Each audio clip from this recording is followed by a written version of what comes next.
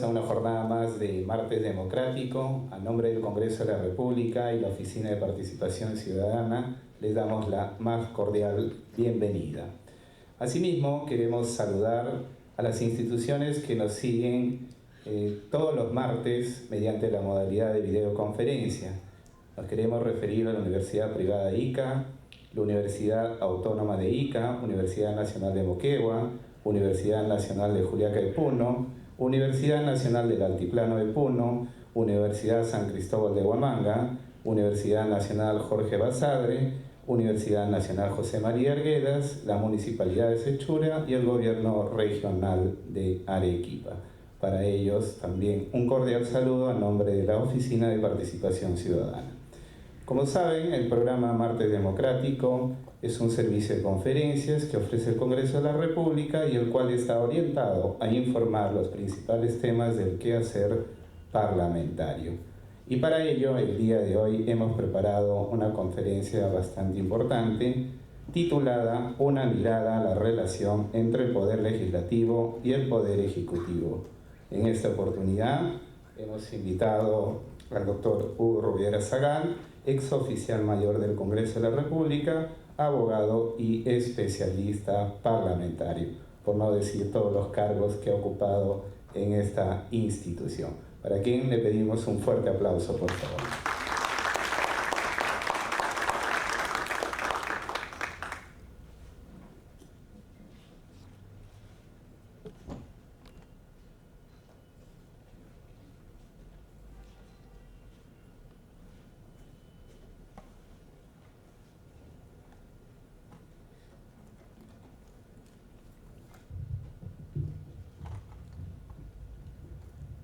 Señores, muy buenas noches. Bienvenidos al Congreso. Para mí es un placer, una vez más, dar una charla sobre el Congreso. No es fácil a veces, de acuerdo a la coyuntura, hablar del Congreso. Pero en este caso, nosotros no queremos hablar nada de políticos ni de partidos políticos. Vamos a hablar del tema de lo que significa el primer poder del Estado, el Parlamento, y cuáles son las relaciones que se tiene con el Poder Ejecutivo. Si tienen que hacer preguntas, háganlas con toda confianza. Nosotros somos personal del servicio parlamentario ya antiguo, yo más antiguo que los demás, no voy a decir cuánto tiempo para que no calculen mi edad, pero ya tengo bastante tiempo por el Parlamento, con bastante experiencia. Entonces vamos a hablar lo que significa la institución del Parlamento dentro de un Estado, la importancia del Congreso dentro de un Estado. No quiero hablar de medios de comunicación porque los medios de comunicación que tienen dos funciones importantes en un país, que es informar y educar, por lo general muchos de los medios, no digo todos, pero muchos se olvidan de la segunda parte, que es educar. Lo entendemos porque son empresas privadas que lo que ellos tienen que hacer es ganar dinero, a diferencia de las instituciones públicas que tenemos otro interés, que es la búsqueda del bien común. Nosotros no estamos en una búsqueda de ganar dinero como los medios de comunicación, que son entidades privadas. Y ellos, para llegar a esa meta, pues tienen que vender su producto, que es la noticia. Y por lo general, las noticias buenas no es lo que venden, sino vende lo malo, el escándalo, lo anecdótico, el pleito. Un tema chico lo hacen gigante, porque para ellos el interés que tienen es la venta de la noticia, el rating, el ganar dinero, sin importar lo que nosotros los ciudadanos queremos o pensamos. Y lamentablemente eso es lo que ocurre en el Perú y en todos los países del mundo, porque este es un mal que aqueja a todas las democracias. Como decía un pensador, Norberto Bobbio, las democracias siempre están en crisis, porque la democracia nace de una crisis.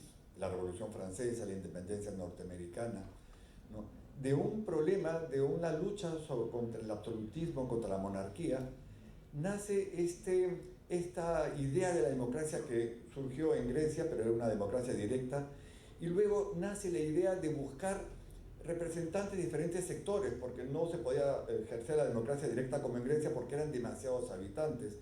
Francia y Estados Unidos tenían más de 1 millón de habitantes, 2, 3, 4, 10, no lo sé.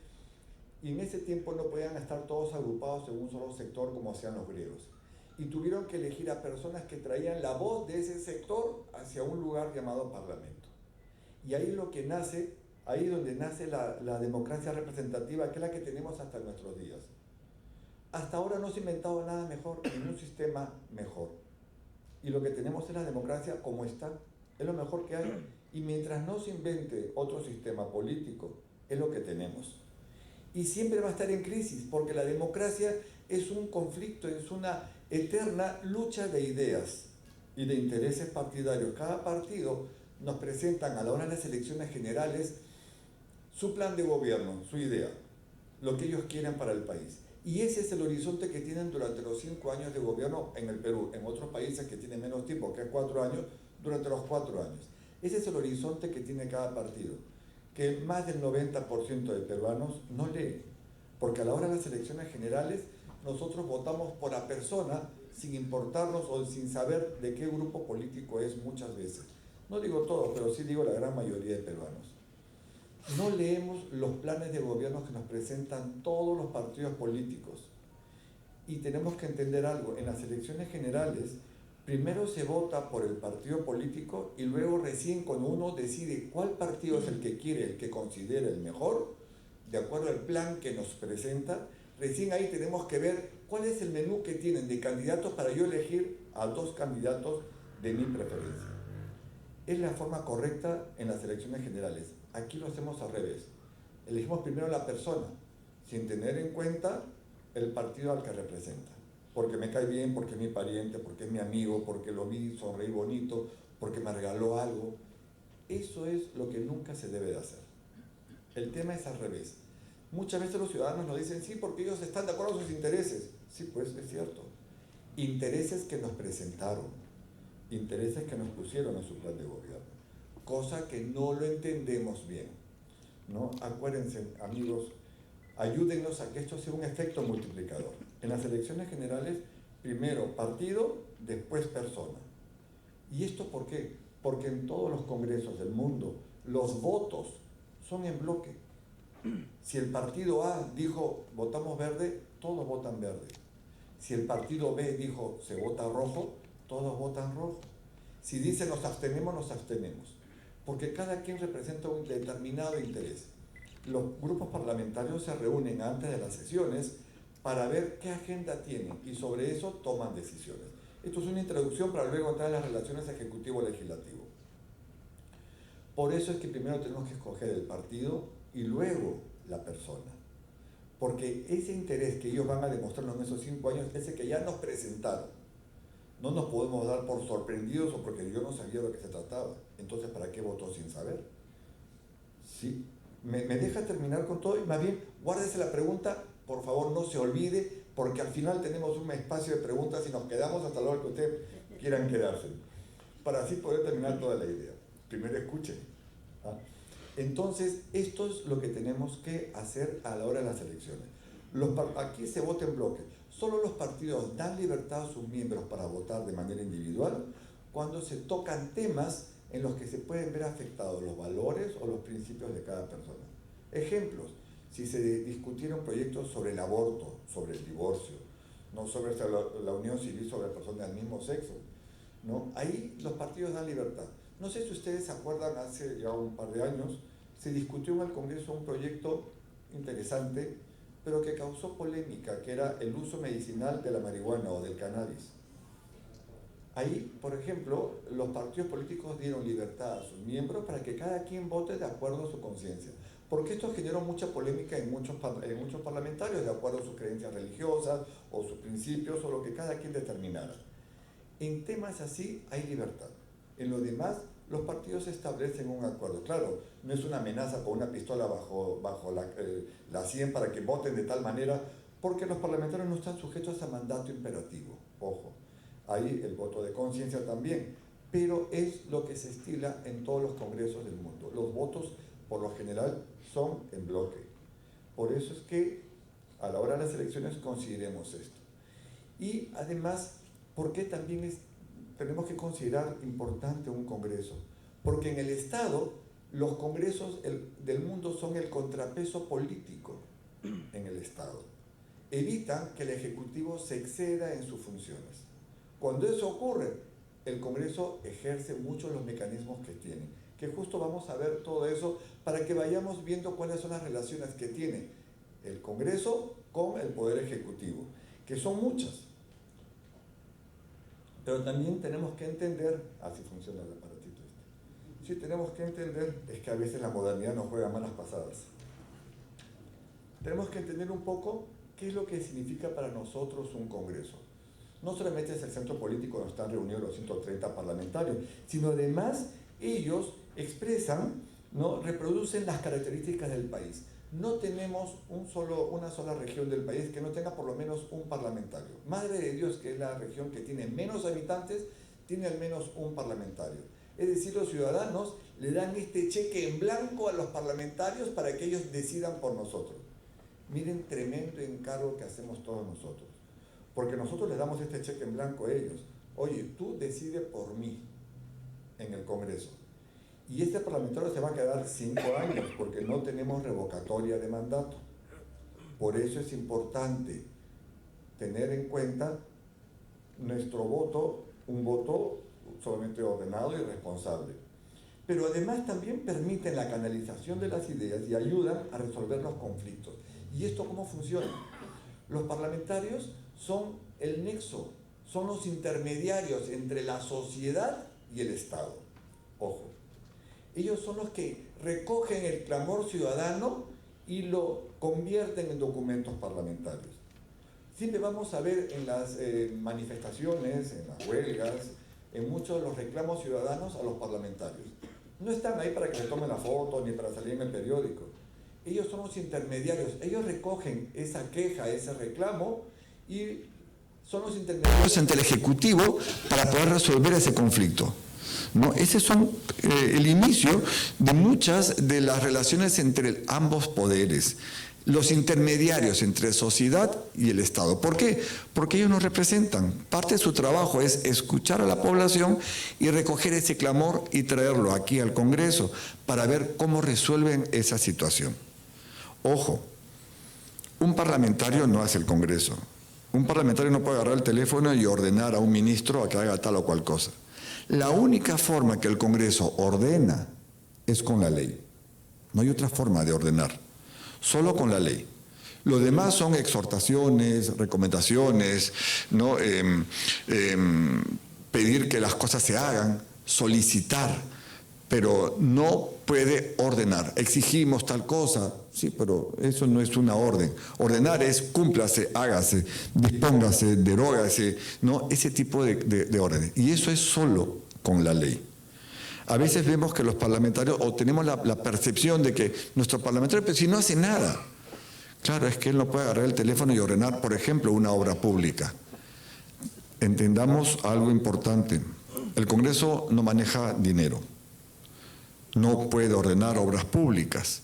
Eso solo lo hace el Poder Ejecutivo, los gobiernos regionales y los gobiernos locales.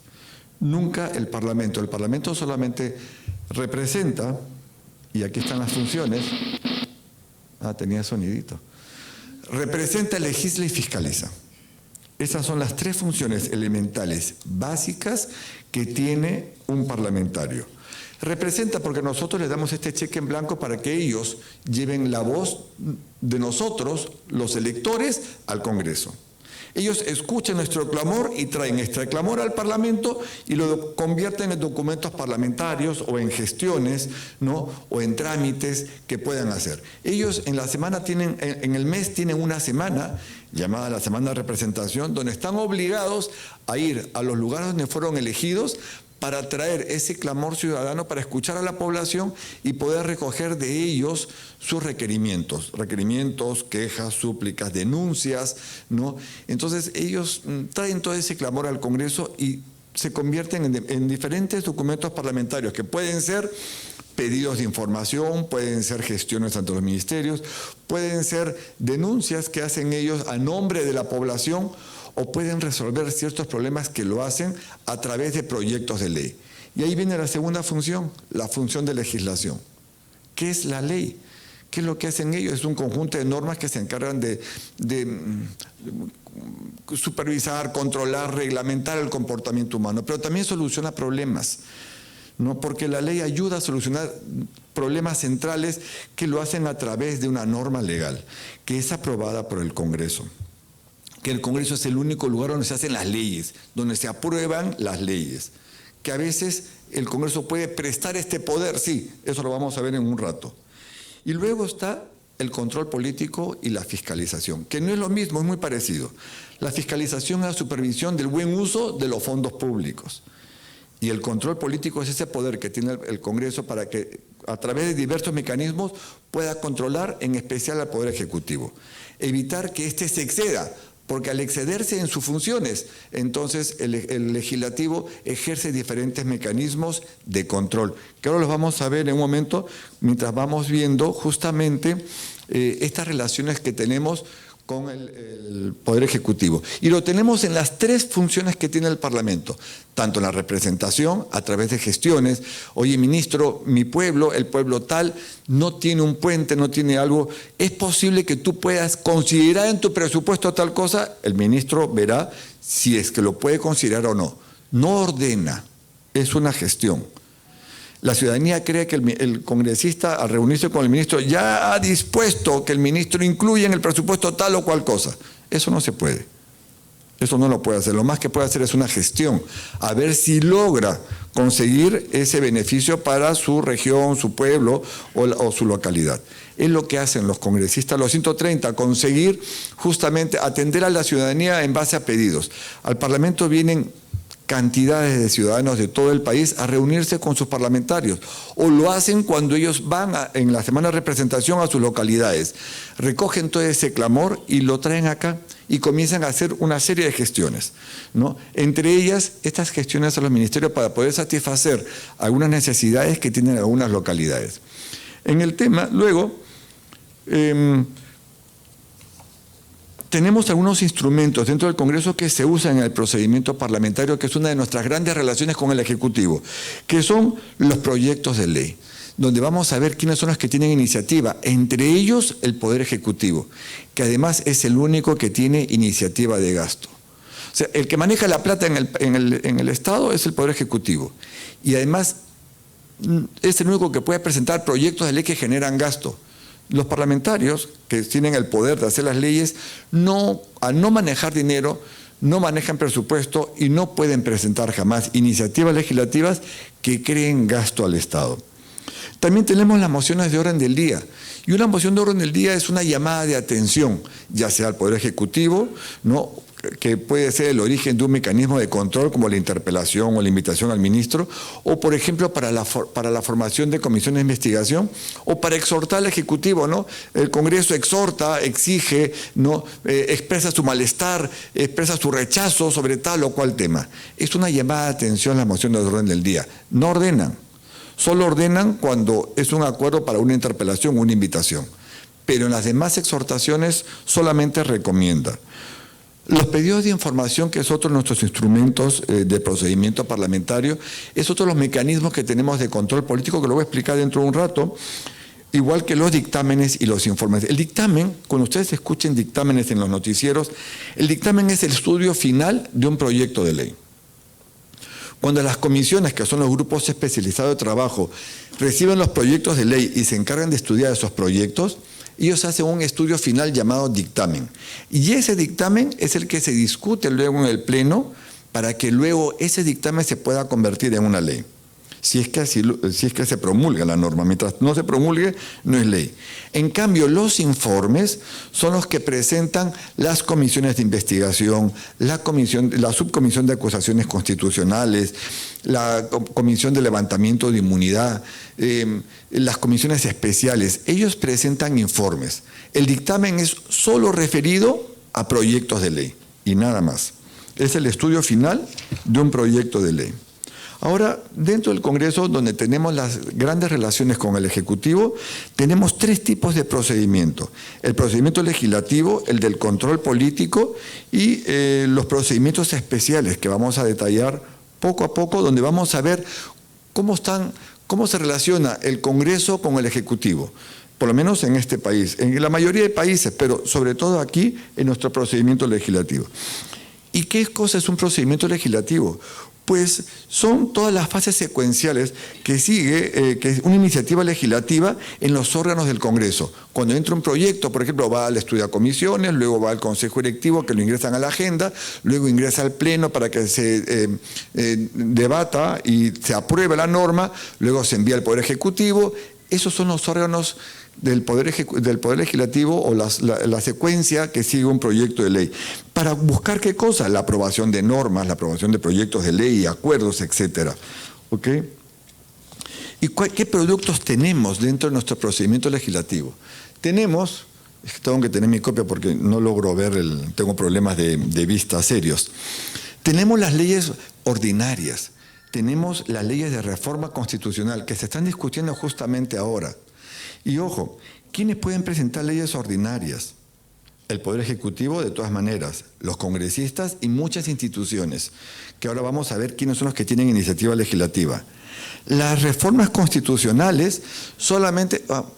paréntesis, les pido por favor que pongan su teléfono en vibrador para que no suene y no distraigan a los demás, ¿sí? Un favor especial. Las leyes de reforma constitucional solo pueden ser presentadas por 3 tipos de personas. 1 es el presidente de la República, 2 los congresistas y 3 nosotros los ciudadanos. También podemos presentar proyectos de reforma constitucional. ¿A través de qué cosa? Hay una ley que regula la participación ciudadana, ¿no? Que es la ley 26.300. Ahí nos dice cómo tenemos que hacer para presentar un proyecto de ley nosotros los ciudadanos.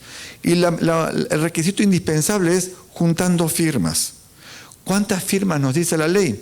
El 0.3% de la población electoral nacional. Señor, le pido que ponga vibrador. Sí, por favor. Entonces, no se preocupe. El 0.3% de la población electoral nacional.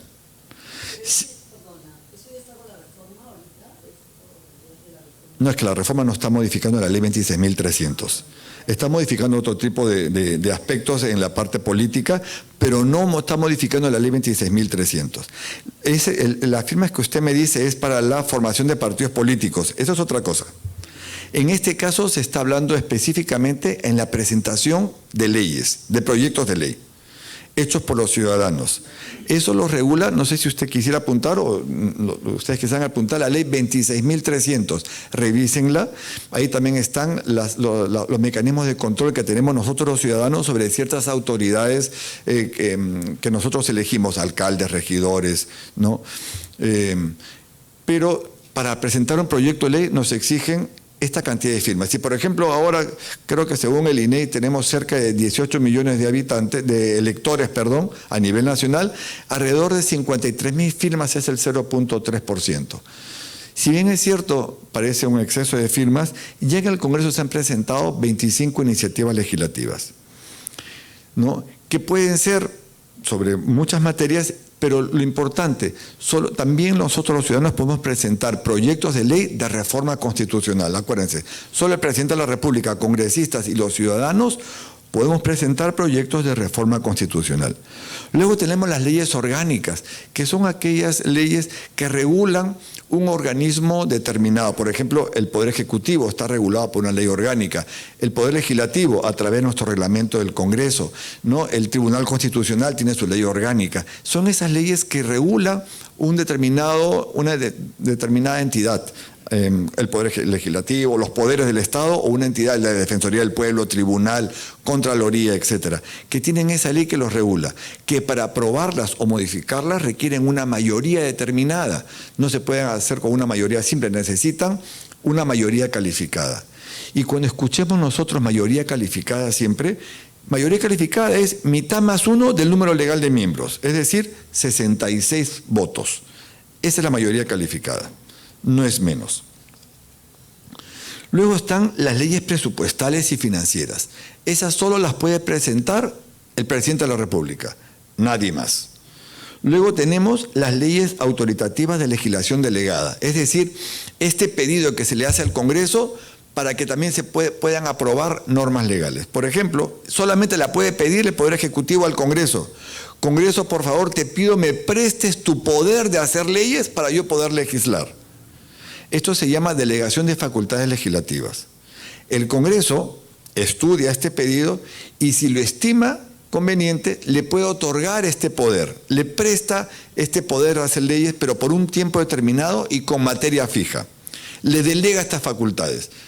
Es con materia fija y por un tiempo determinado, pero no le da un cheque en blanco al Ejecutivo. Ojo, el Ejecutivo legisla no a través de leyes, sino a través de decretos legislativos.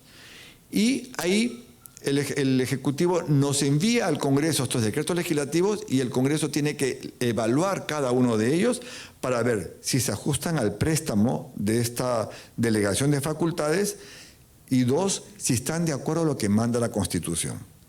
No puede haber ley que contradiga la Constitución. Entonces, el Congreso tiene que evaluar estos dos aspectos y si se ajustan a esto de aquí, simplemente sigue la vigencia del decreto legislativo. Pero si no se ajustan a este mandato, el Congreso puede modificar ese decreto legislativo para que se ajuste al pedido y a la Constitución o lo puede derogar. ¿De acuerdo? Luego están las leyes de amnistía, que es diferente a un indulto. El indulto es a persona, la amnistía es a un hecho determinado, ¿no? Que involucra a varias personas, ¿no? Es la diferencia, y la amnistía se hace por ley, el indulto lo hace el presidente de la República a título personal a una determinada persona. Luego están las leyes demarcatorias, que crean distritos, provincias o regiones o corrigen la demarcación territorial, corrigen límites. Esto es solo exclusivo del Poder Ejecutivo. Es el único que puede presentar proyectos de creación de distritos, provincias o regiones o corregir los límites. No lo podemos hacer, no lo pueden hacer ni los congresistas, ni los ciudadanos, ni nadie. Esto es un pedido expreso que lo hace el Poder Ejecutivo. Y luego están las resoluciones legislativas. Hay varios tipos de resoluciones legislativas dentro del Parlamento. Están, por ejemplo, la más importante es si el presidente de la República, y aquí comienzan las relaciones con el Congreso, quiere salir del país, simplemente cruzar la frontera para firmar un convenio, le tiene que pedir permiso al Congreso. Y el Congreso, si así lo considera, le autoriza la salida del país por el tiempo que él ha pedido, por las horas que necesita o por los días que necesita. Pero tiene que alcanzar la agenda, qué es lo que va a hacer, cuántos días, y tiene que ser expreso en lo que hace. Si va a tal sitio, solamente ese sitio. Y les cuento un hecho que ocurrió en el tiempo del presidente Humala. Él se fue a firmar un convenio o ver una visita oficial, me parece que fue a Corea, y de regreso al Perú hizo una escala en Francia. Y no se le ocurrió mejor idea al presidente que hacer una visita a su amigo Hollande, que era el presidente de Francia, y como tenía 4 horas, dijo, bueno, en vez de estar en el avión, me doy una escapadita. Casi piden la vacancia presidencial. Todos corrían, vinieron de Cancillería con una ampliación de la resolución legislativa, se tuvo que reunir en la Comisión Permanente de Emergencia y aprobar el permiso, porque si no, podían haberlo vacado, porque no cumplió con lo establecido en la agenda que había mandado el presidente. El Congreso es el primer poder del Estado. El presidente de la República viene también aquí al Parlamento cada 5 años a jurar el cargo. No es que los parlamentarios van a poder al Palacio de Gobierno a jurar el cargo, no. Él viene con sus vicepresidentes y se arrodilla ante el Congreso y jura el cargo de presidente. Es otra de las relaciones que tiene con el Congreso, ¿no?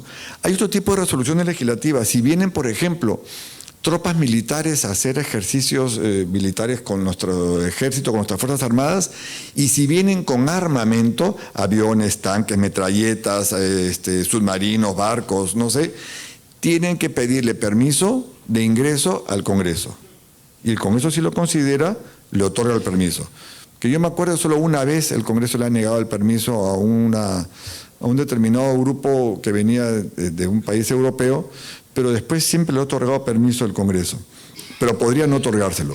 Igual también cuando el Estado, el gobierno, el Poder Ejecutivo firma algún convenio, tratado o acuerdo internacional, igual lo tiene que enviar al Congreso y el Congreso tiene que ratificar el convenio, el tratado o el acuerdo, si no, no surte efecto.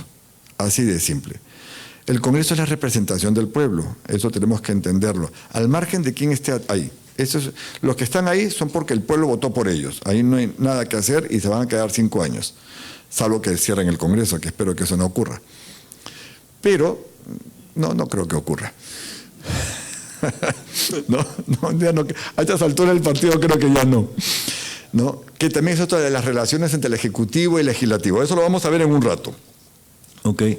Otra de las resoluciones legislativas es cuando el Congreso elige a ciertos funcionarios del Estado. Eso lo vamos a ver al final.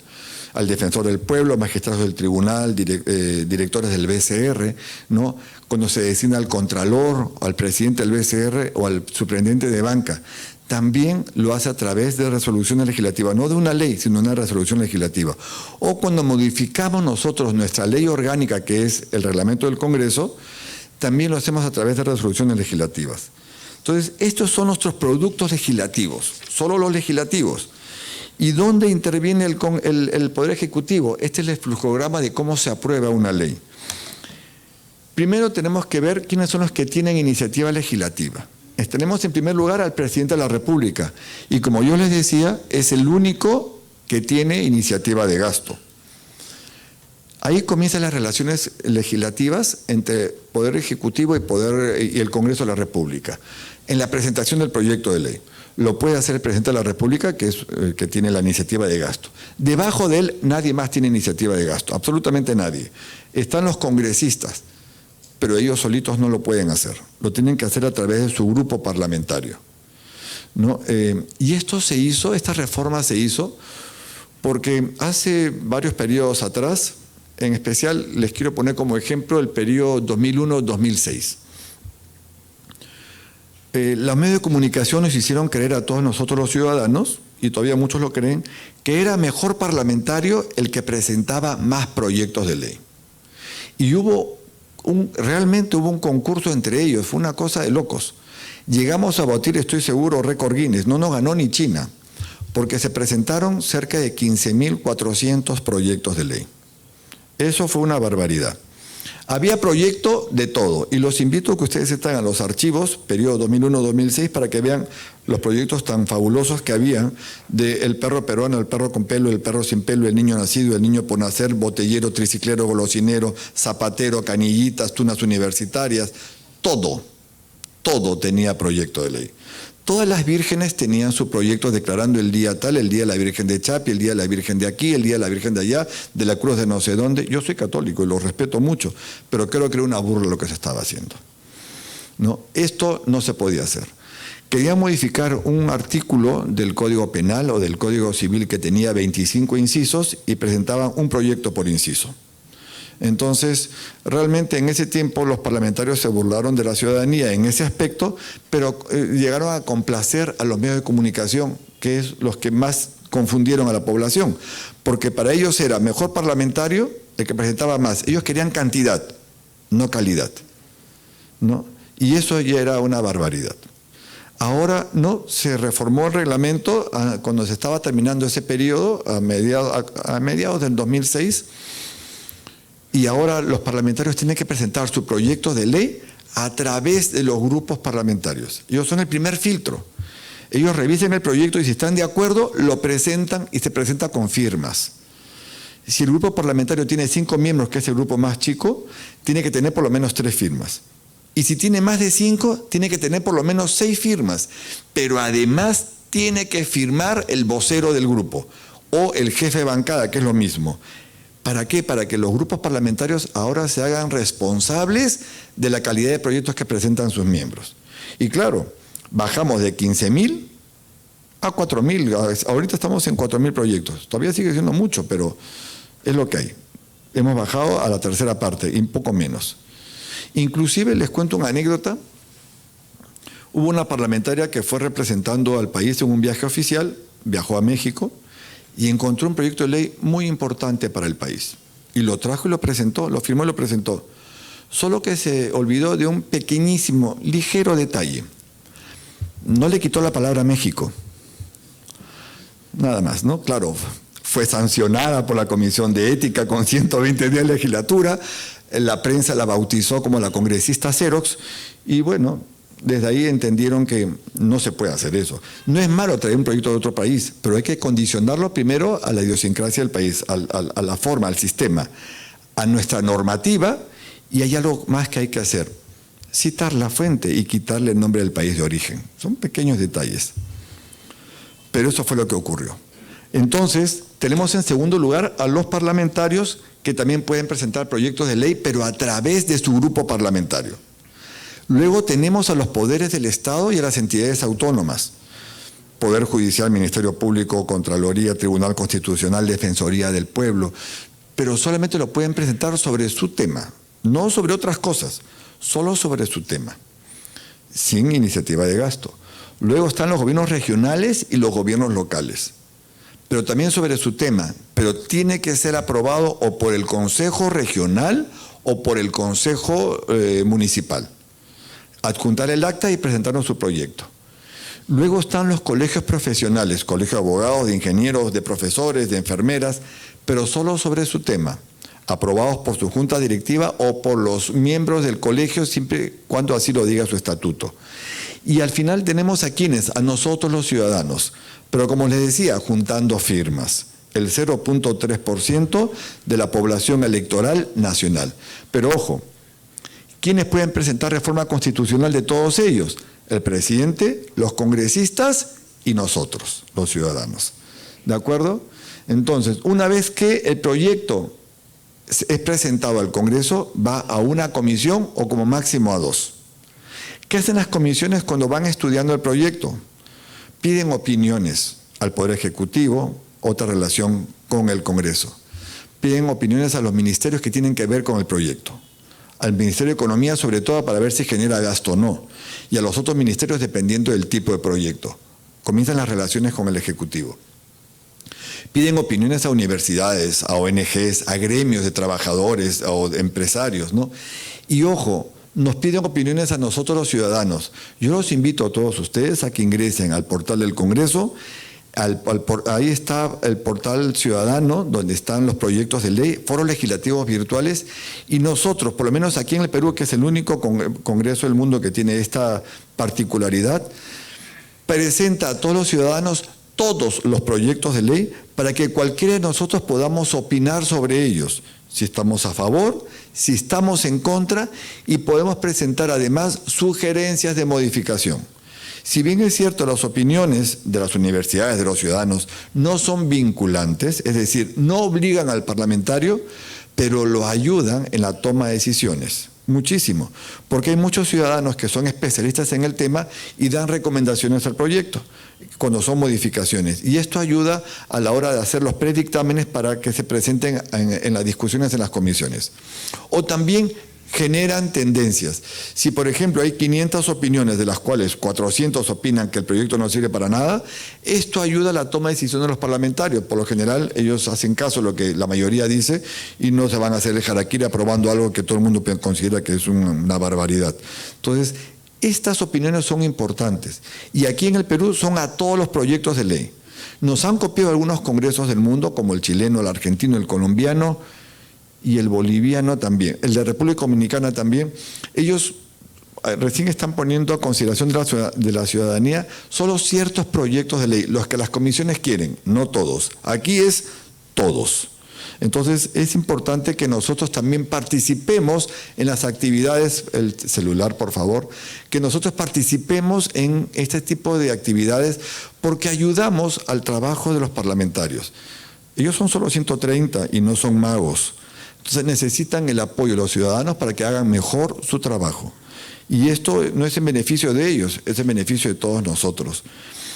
Entonces, una vez que los proyectos van a las comisiones y las comisiones acopiaron toda esta información, además de las investigaciones que hacen los asesores en cada comisión, se elabora el estudio final del proyecto llamado dictamen. Ese dictamen lo publican en el portal del Congreso por una semana. La idea de la publicación tiene dos acepciones. La primera es para que nosotros los ciudadanos sepamos cómo trabajan las comisiones y por ahí ver si es que nuestra opinión fue considerada o no en el dictamen. Y dos, para que los parlamentarios que no son parte de las otras comisiones puedan ellos saber el trabajo para que a la hora que se discuta el dictamen en el Pleno, no se pare un congresista y diga, presidente, yo no quiero que se vea ese dictamen porque yo no lo conozco. Lo que le va a responder el presidente es, ese dictamen ha tenido los 7 días de reglamento publicados en el portal y su obligación era revisarlo. Si no lo hizo, ha hecho un mal trabajo. Continúa el debate y continúa el debate simplemente. Por eso se tiene que publicar 7 días o una semana en el portal. Una vez que es publicado, se envía al Consejo Directivo, que lo incluye en la agenda del Pleno, se le pone el tiempo determinado de debate y se discute en el Pleno del Congreso. El Pleno del Congreso, al discutirlo, puede modificarlo. Una vez que se aprueban estas modificaciones, se transcribe en un papel especial que se llama autógrafa de ley. Cuando ustedes escuchen eso es cuando ya es el texto aprobado por el Pleno, que lo firma el presidente y un vicepresidente. Y ahí se envía, ¿a dónde? Al presidente de la República. Otra vez la relación con el Ejecutivo. Y el presidente de la República puede promulgar la norma si está de acuerdo, puede hacer 3 cosas. Tiene 15 días hábiles para ver si promulga la norma, porque estuvo de acuerdo con lo que el Congreso aprobó.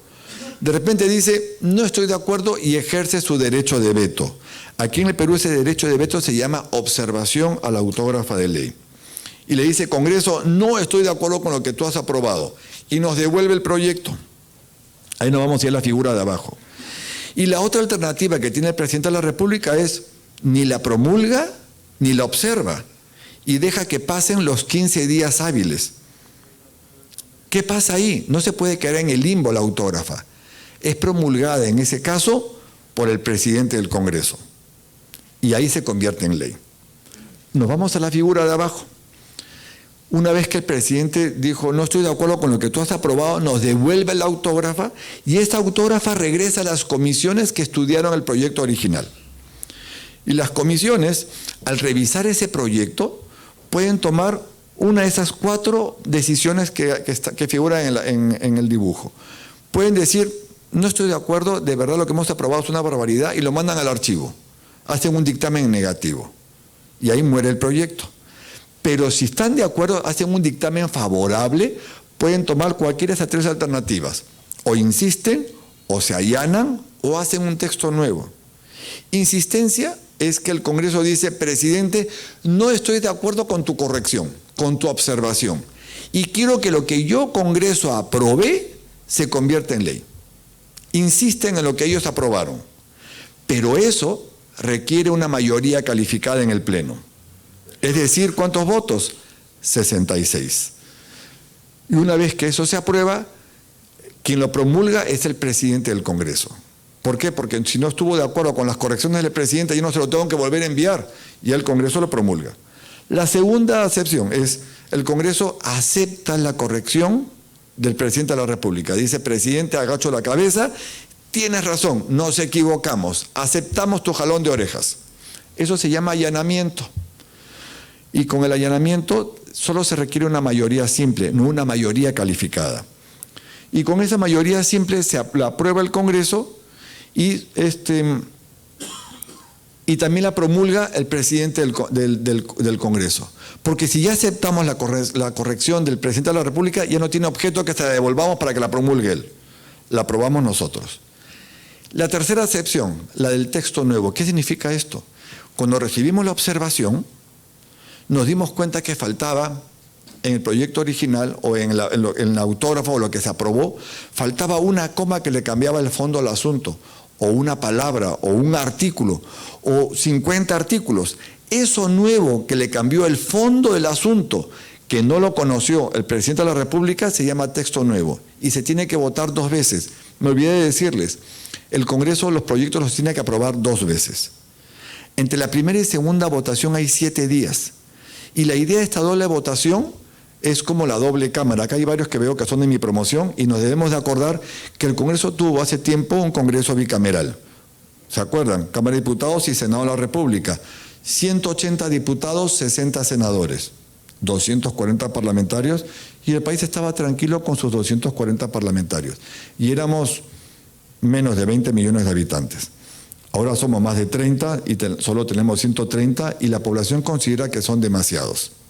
Lo dejo en puntos suspensivos. Y no, la verdad es que cuando yo escucho no hacen nada, a mí me encantaría que estuvieran al costado de cualquier parlamentario. Bueno, de muchos de ellos. Y que estén trabajando a pie juntillas con ellos todo lo que hacen desde que comienzan hasta que terminan toda la semana. El trabajo del Congreso no es solamente el día de sesión del Pleno, no es solamente el jueves, no es solamente lo que vemos en el noticiero. Esa es una de las funciones que tiene el Parlamento, el Pleno. Y ojo, las sesiones del Pleno duran entre 8 y 15 horas. Todo el día sentados escuchando hablar, porque el Congreso justamente sirve de expresión de ideas, ¿no? El Parlamento viene de hablar. Eso es solamente el Pleno. Antes del Pleno hay trabajo en comisiones, hay trabajo en grupos de trabajo, comisiones investigadoras, comisión permanente, consejo directivo, atención a la ciudadanía que va a los despachos. Hay que elaborar documentos, porque no solamente es estar sentado y escuchar, también hay que escribir, hay que redactar, hay que hacer, hay que estudiar, porque no se improvisa en el Parlamento. Claro, hay algunos que lo hacen, pero bueno, eso fue la decisión del pueblo, los eligieron a ellos. Pero esos son la minoría. Los demás se preparan, hay que revisar de qué tratan las cosas, estudiar los proyectos, ¿no? Cuando se hacen los documentos a otros tipos de sectores, hay que revisar lo que se firma. Quien no lee lo que firma es un irresponsable y tiene que ser responsable de sus actos. Pero hay que leer todo lo que se firma, hay que ver todo lo que se hace. Es un trabajo arduo. Es la sensación que... Y ahora yo les voy a explicar varios ejemplos que tenemos, lo que nos muestra la prensa y lo que es la realidad. Tampoco voy a tapar el sol con un dedo, porque también tenemos nuestros angelitos. Pero de ellos no quiero hablar directamente porque ellos son el resultado de nuestro voto. Así que ahí yo ni siquiera voy a hablar. Solamente voy a poner ejemplos y no quiero hablar tampoco de nombres porque no me corresponde. Pero sí quiero explicar un poco la percepción que tenemos muchos ciudadanos sobre lo que ocurre en la vida real. Pero después aterrizamos en esa parte. Voy a terminar la parte del proyecto de ley. Entonces, cuando hacemos este texto nuevo, esto nuevo que el presidente de la República no conoció en nuestro proyecto de ley, el Congreso lo vuelve a aprobar 2 veces y lo vuelve a enviar al Ejecutivo para ver si lo promulga o no.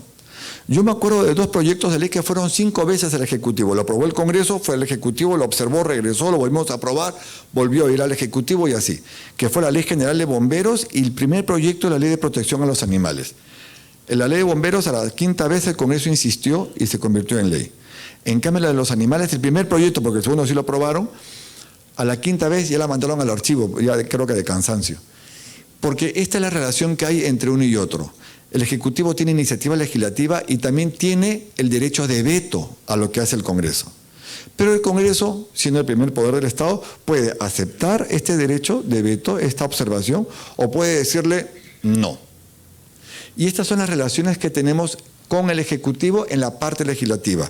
Iniciativas, relaciones de gestión y proyectos de ley. Pero además no solamente a la hora de la presentación, porque también a la hora de las comisiones, cuando el Ejecutivo presenta proyectos de ley al Congreso, casi siempre las comisiones lo que hacen es citan a los ministros, y ustedes lo van a ver en los noticieros, que siempre vienen ministros al Congreso, creo que paran más tiempo en el Congreso que en los ministerios, explicando de qué se trata la iniciativa que ellos han presentado.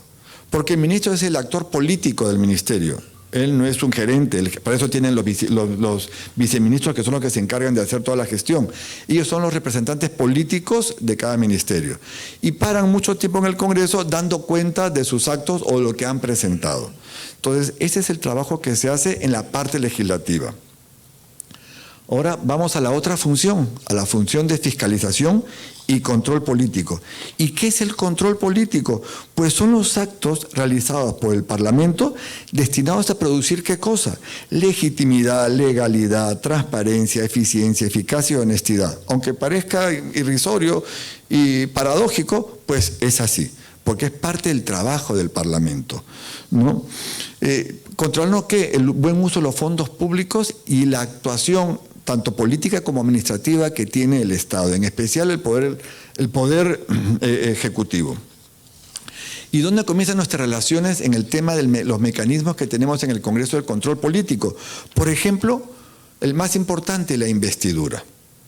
Cuando el presidente de la República elige a un nuevo gabinete, a un nuevo presidente del Consejo de Ministros y a sus ministros, ellos, una vez que juran el cargo, están obligados a venir al Parlamento para que le digan al Congreso, Congreso, este es mi plan de gobierno. Y el Congreso, luego de escucharlo, una vez que hay el debate, el gabinete también le pide al Congreso el voto de confianza. El Congreso, si le da el voto de confianza, que hasta ahora siempre se lo ha dado en el tema de la investidura, se convierte en corresponsable de ese plan de gobierno. Y cuando el Ejecutivo no cumple lo que dijo, es cuando el Congreso los llama y los interpela. O le dice, ministro, ven aquí, ¿qué pasó? Tú me dijiste que ibas a hacer tal cosa y estás haciendo otra. Aquí está, vente, infórmame en una invitación o te voy a interpelar. Es decir, te envío un cuestionario de preguntas y tú estás obligado a venir. La interpelación, que es otro de los mecanismos que tenemos de control político, es un derecho de las minorías. En democracia, en principio general de la democracia, mayoría manda, minoría fiscaliza. ¿Y cuál es el mensaje que nos mandan las minorías que lo vemos en la televisión? Lo que nos dicen los políticos es, oye ciudadano, él se equivocó. Yo, partido A, B o C, lo haría mejor. En las próximas elecciones vota por mí. Ese es el mensaje que nos envían los políticos a nosotros a través de los medios de comunicación. Él se equivocó, yo lo haría mejor. Porque las minorías están atrás viendo que hagan las cosas bien y si no, inmediatamente actúan.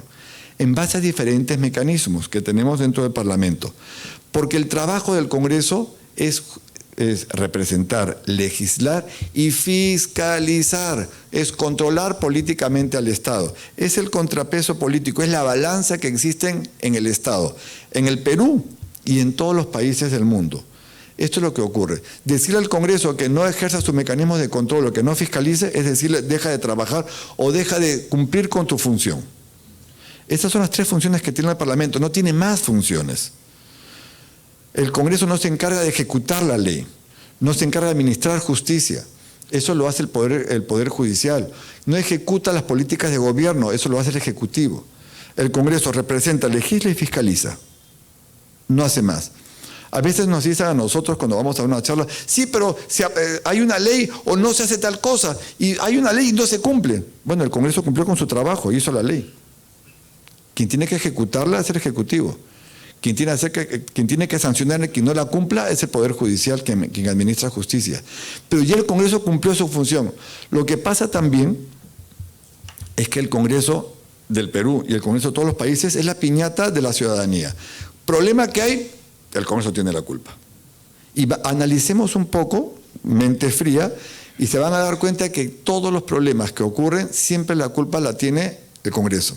Es como cuando hay un huaico, la culpa la tiene el Estado. Porque hubo el huaico, ¿no? Y lo escuchamos en la televisión que la ciudadanía se queja.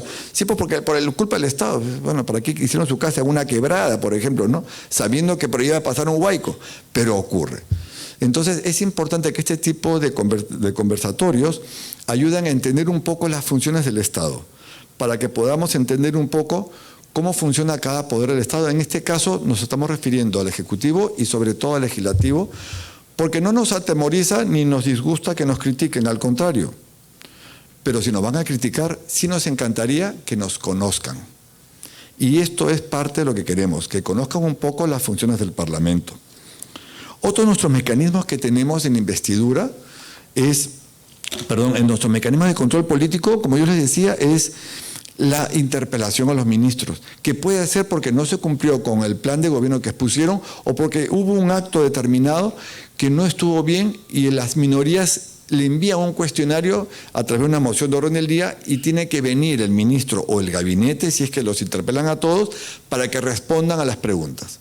El resultado de la interpelación casi siempre queda en nada porque el Congreso se satisfizo con las respuestas, pero si no lograron satisfacer al Congreso, el Congreso puede censurar a ese ministro o al presidente del Consejo de Ministros.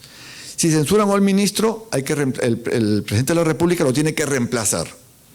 Si el Congreso censura al presidente del Consejo de Ministros, cae todo el gabinete. Y ahí hay 72 horas para que el presidente de la República renueve a su gabinete y se vuelve a dar la figura de la investidura. Si es que el Congreso censurase a 2 gabinetes en los 4 primeros años, entonces el presidente de la República puede, no es que debe, puede cerrar el Congreso. Claro que en circunstancias como esta estoy seguro que lo haría. Pero en este caso la Constitución no lo obliga. Podría cerrar el Congreso. ¿Y qué ocurre si es que cierra el Congreso el presidente de la República? Funciona un órgano del Parlamento que es como un pleno chiquito llamado Comisión Permanente, que está integrado por 26 parlamentarios de todos los grupos parlamentarios representados en el Congreso, que ahorita son 10 grupos. Entonces están este pleno chiquito, esta Comisión Permanente funcionando durante 4 meses, hasta que la ciudadanía elija a un nuevo Parlamento para que termine el periodo de los que salieron. No es para que estén 5 años, sino para que terminen los 2 años que faltan para que cumplan con el periodo. Si en caso no se lograra elegir a un nuevo Parlamento, ¿qué ocurre? Regresan los que salieron. E inmediatamente censuran al gabinete existente. Se va el gabinete, hay que nombrar un nuevo gabinete y ahí todo sigue corriendo normalmente. Este espacio entre que cierran el Congreso y se elige a un nuevo Parlamento se llama interregno. Interregno, es una palabra medio esotérica, pero así se llama. Entonces, ahí siguen las relaciones entre uno y otro, buenas y malas, ¿no? Entre las relaciones Congreso y Ejecutivo. Luego tenemos las invitaciones a los ministros, que yo les decía, por ejemplo, si el Ejecutivo presenta un proyecto de ley, siempre los invitan a que informen en las comisiones de qué se trata el proyecto, o pueden ser invitados los ministros al debate en el Pleno para que también pueda defender la posición que tiene el Ejecutivo sobre un determinado proyecto. No votan, salvo que ese ministro sea congresista. Los ministros tienen solamente derecho a voz, no voto, salvo que el ministro sea además congresista, que ahí votaría como congresista. Los únicos que hablan en el Pleno del Congreso son los congresistas y los ministros, nada más. Salvo en el debate grande de la ley de presupuesto, donde hablan titulares de otros pliegos. Habla el presidente del Poder Judicial, el fiscal de la Nación, el presidente del Tribunal Constitucional, habla el defensor del pueblo, habla el presidente del Jurado Nacional de Elecciones, en representación de todos los órganos electorales, ¿no? Entonces, hablan todos ellos, ¿no? Solamente en el debate, en el gran debate presupuestal. Después solamente hablan congresistas y ministros en el Pleno, nada más, ¿no? Luego tenemos como otra figura de control político la estación de preguntas y respuestas. Esta es una figura copiada o traída de los parlamentos europeos, en especial del Parlamento español. ¿Y de qué trata esto? Los parlamentarios hacen una pregunta a cada uno a los ministros, al gabinete. Entonces viene todo el gabinete al Pleno en una sesión especial y responden las preguntas de los congresistas. Se separan por materias, agricultura, economía, educación, etc. Y va respondiendo una por una. Luego la respuesta a la pregunta, puede haber una repregunta del parlamentario, si es que la respuesta no le satisfizo o quiso que le respondiera algo más, ¿no? Hay una repregunta y una respuesta. Entonces, esta es una estación de preguntas que casi no se está dando actualmente en el Parlamento, pero es una figura que ayuda a bajar un poco de tensiones entre legislativo y ejecutivo. Luego tenemos las mociones de censura y la cuestión de confianza que le había explicado. La moción de censura puede ser a los ministros, al gabinete entero, o a un ministro en particular. Pueden también haber mociones de censura al presidente de la República o a la mesa directiva del Congreso, al presidente del Congreso o a sus vicepresidentes, dependiendo de a quién se quiera censurar. Que también hay tipos de votaciones distintas entre una y otra, porque tienen procesos diferentes. Pero también existe la figura de la moción de censura. Luego están los pedidos de información, las comisiones de investigación que se forman por un tiempo determinado, ¿no?, para investigar un hecho de interés nacional. Por ejemplo, se acordarán la comisión Lavallato, la megacomisión que hubo sobre el tema de las agendas de Narín y etcétera, que han habido comisiones especiales formadas por un tiempo determinado para estudiar ese hecho. Si es que en el plazo que le han dado para la investigación no terminaran la investigación, entonces están obligados a presentar al Congreso un informe preliminar, o sea, hasta donde llegó la investigación, y pueden pedir un tiempo adicional. Si el Pleno así lo considera, le puede dar este tiempo adicional, si no, no. Y ahí quedaría el informe. Por lo general siempre se lo amplían. Y luego están las acciones de control, como yo les decía, sobre la legislación delegada. O sea, cuando el Ejecutivo emite sus decretos legislativos por esta delegación de facultades, el Congreso controla cada uno de estos decretos legislativos. Pero también si el Legislativo emite decretos de urgencia, que solo son sobre materia económica y financiera, como dice la Constitución, entonces el Congreso revisa cada uno de estos decretos de urgencia para ver si se ajustan a lo que manda la Constitución. Si no es así, lo pueden derogar. El Congreso tiene el poder de derogar este decreto de urgencia. Igual este control sobre los convenios, tratados o acuerdos internacionales. Si el Congreso está de acuerdo, los ratifica y entran en vigencia. Entonces, estas son las relaciones que tiene el Congreso. Y hay otra relación que hay con el Ejecutivo, que es con las acusaciones constitucionales, con los famosos antejuicios, que no solamente es el Poder Ejecutivo, sino son una serie de personajes del Estado. Y lo digo en orden de jerarquía: Presidente de la República, congresistas, ministros, magistrados del Poder Judicial, magistrados del Ministerio Público, o sea, fiscales supremos, miembros del Consejo de la Junta Nacional de Justicia, que todavía no hay, ¿no? Magistrado del Tribunal Constitucional, Contralor General, Defensor del Pueblo y... ¿Y quién? No, hasta ahí. Y los 9. Son los 9 funcionarios. Estas 9 personas, si cometieron algún delito durante su función, pueden ser acusados inclusive hasta 5 años después de haber dejado el cargo. Y se les inicia un proceso en el Congreso. Va primero a la Comisión Permanente, que es la primera instancia. Si la Comisión Permanente, en base a indicios, considera que ha cometido ese delito, acusa ante el Pleno del Congreso, y si el Pleno del Congreso acusa, envía el expediente al Poder Judicial o al Ministerio Público para que se inicien las investigaciones. Entonces, estas son las relaciones que tenemos con el Ejecutivo en el tema del control político. Yo había puesto también una figura... ahí está, ¿no? Sobre los diferentes tipos de mociones que tenemos, mociones de control, ¿no? Si quieren pueden tomar una foto, porque es interesante que lo sepamos, sobre las mociones de censura, las mociones de interpelación, las mociones sobre formación de comisiones investigadoras, sobre vacancia, sobre la cantidad de firmas que se requieren a la hora de la presentación, cuántos parlamentarios tienen que presentar esta moción, 15, 20 o 40, dependiendo del tipo de moción, y qué tipo de votación requieren, de acuerdo a los articulados. Claro, este es un cuadrito que no lo tiene nadie porque lo he hecho yo, pero lo comparto con la ciudadanía para que podamos entender un poco qué cantidad de votos se requieren para cada tipo de moción. Me faltó poner ahí la moción de censura a la mesa directiva, que ahorita está de moda, que acaban de presentar una moción de censura. Bueno, lo presentaron ayer al presidente del Congreso. Esa no requiere una votación tan especial como ellas. La puede presentar un solo parlamentario, una moción de censura al presidente o a la mesa directiva en pleno, que son 4 miembros de acuerdo de presidente y 3 vicepresidentes. La puede presentar un solo parlamentario. Para que se admita a debate, requiere la mayoría del número hábil de congresistas en el pleno. El número hábil son los 130, menos los que están con licencia y los suspendidos. Si hay, por ejemplo, 10 licencias que tienen que ser aprobadas por el Consejo Directivo, más suspendidos, por ejemplo, que sean 2 o 3, o por 2, estamos hablando de 12 menos 130, estamos hablando de 118. La mitad de 118 es 59, la mayoría sería 60. Con 60 votos se admitiría a debate una moción de censura a la mesa directiva. Solamente para admitir a debate, ahí se inicia el debate de la censura. Y para aprobarla requiere mayoría simple. Solo mayoría simple. Entonces, esos son los votos que se requieren en una moción de censura a la mesa directiva, que no es lo mismo que la censura al gabinete, ¿no?, a un ministro o al presidente de la República, que para eso se requieren 87 votos. ¿Ok? ¿Perdón? Si suspenden al presidente, si lo censuran al presidente del Congreso, el primer vicepresidente. Si es toda la mesa, hay que elegir una nueva mesa.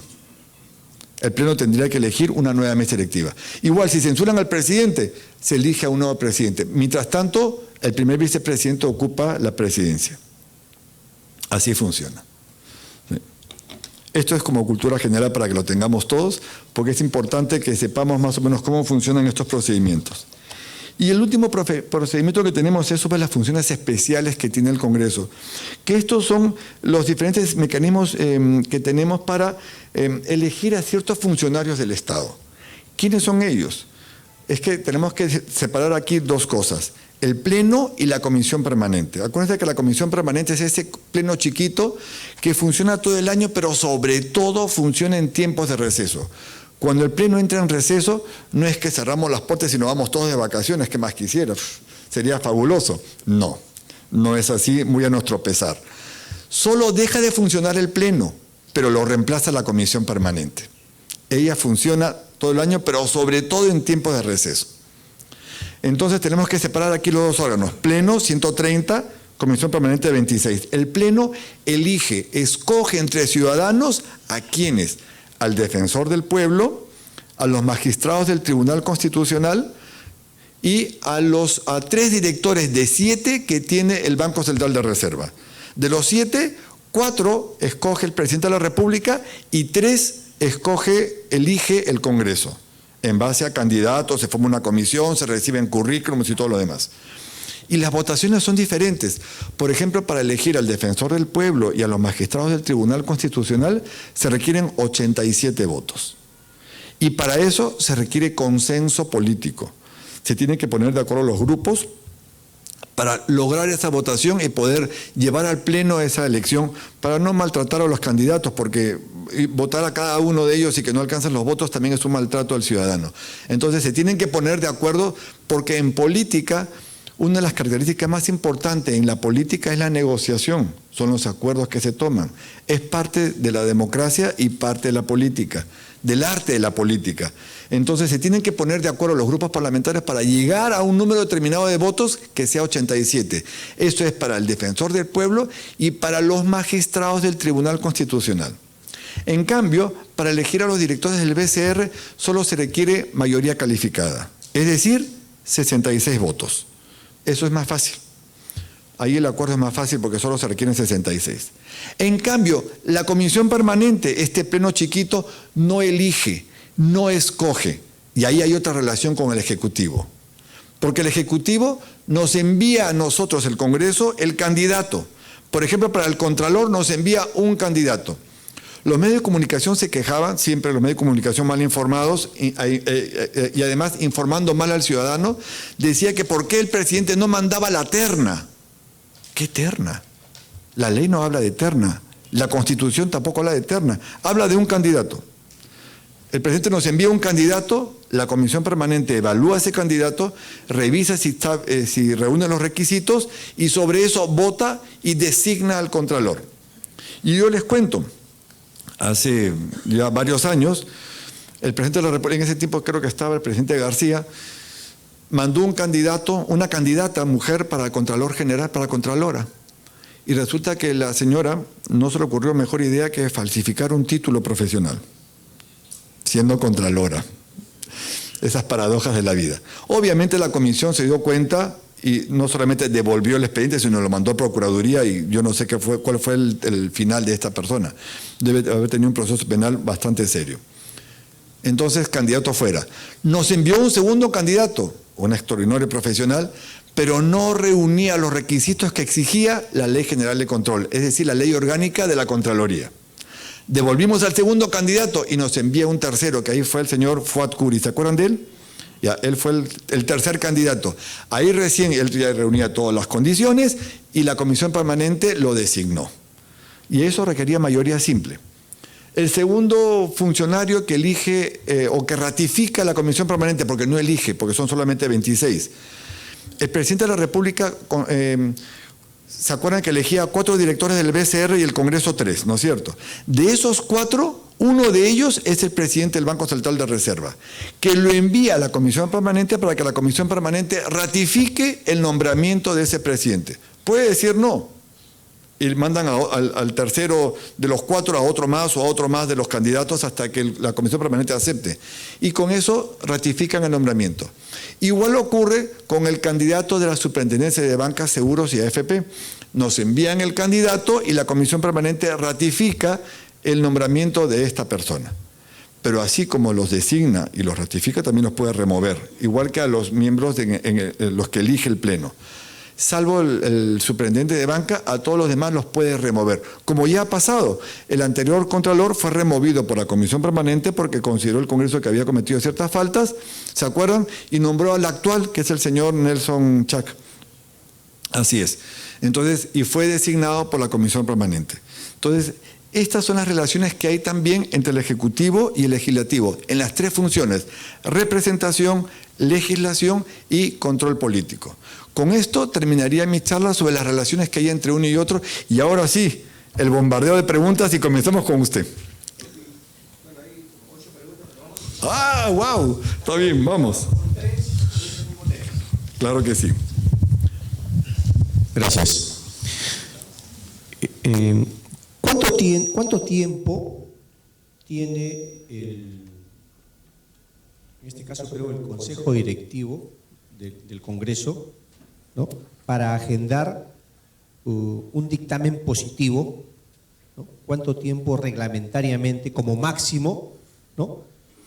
Rapidito, no tiene tiempo. Puede ser inmediato o nunca. Así de fácil. No tiene tiempo, o sea, No hay si tiempo, desea no hay no plazo. lo agenda. Así es, porque es una decisión política. Y Pero les tiene explico cómo dictamen funciona. positivo. ¿Y qué tendría que hacer? Son tres preguntas sobre el tema. ¿Qué tendría que hacer los ciudadanos para lograr que se agende? Ya, ¿no? ya, Y cómo el Congreso ¿qué mecanismo tiene el Congreso para blindarse, entre comillas, de ese tema de la tendencia o del efecto mediático? Porque pareciera que el Congreso agendara los dictámenes en función a lo que la ciudadanía piensa, ¿no?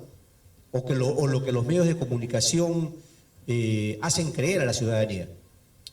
Bueno, respondo a estas tres preguntas. La primera, no hay tiempo. La segunda pregunta, ¿cómo harían los ciudadanos para que se agende un dictamen de interés de un determinado grupo?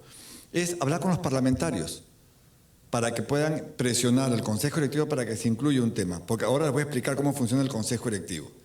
Y la tercera pregunta, yo diría que no solamente es el Congreso, el Congreso es el centro político del país, que funciona también mucho en base a la coyuntura o las decisiones de los ciudadanos, porque el Congreso representa al pueblo. Pero no solamente el Congreso, del Poder Ejecutivo creo que también es una de las grandes críticas que tiene el presidente de la República, que trabaja en base a encuestas. Pero en este caso, quien sí responde a la ciudadanía es el Congreso, más que el Ejecutivo. Ojo. Ahora, ¿cómo funciona el Consejo Directivo? Es una reunión también de 26 parlamentarios de todos los grupos parlamentarios representados en el Congreso. Ellos tienen sesiones reservadas, no secretas. La diferencia entre reservado y secreto: lo secreto, todo lo tratado y discutido en una sesión secreta, secreto queda, porque se ven temas donde se pueden ver afectada la seguridad del Estado. Salvo que una mayoría calificada acuerde sacar un comunicado a la ciudadanía, que casi nunca se da porque son temas de Estado muy especiales. Lo reservado no. Lo reservado es secreto el debate, pero público el acuerdo. El Consejo Directivo tiene un acuerdo. ¿Cuál es el acuerdo? La agenda del Pleno. El presidente del Congreso lleva un proyecto de agenda al Consejo Directivo. Y en el Consejo Directivo todos los grupos discuten los temas que están en la agenda, con orden de prioridades del 1 al 20.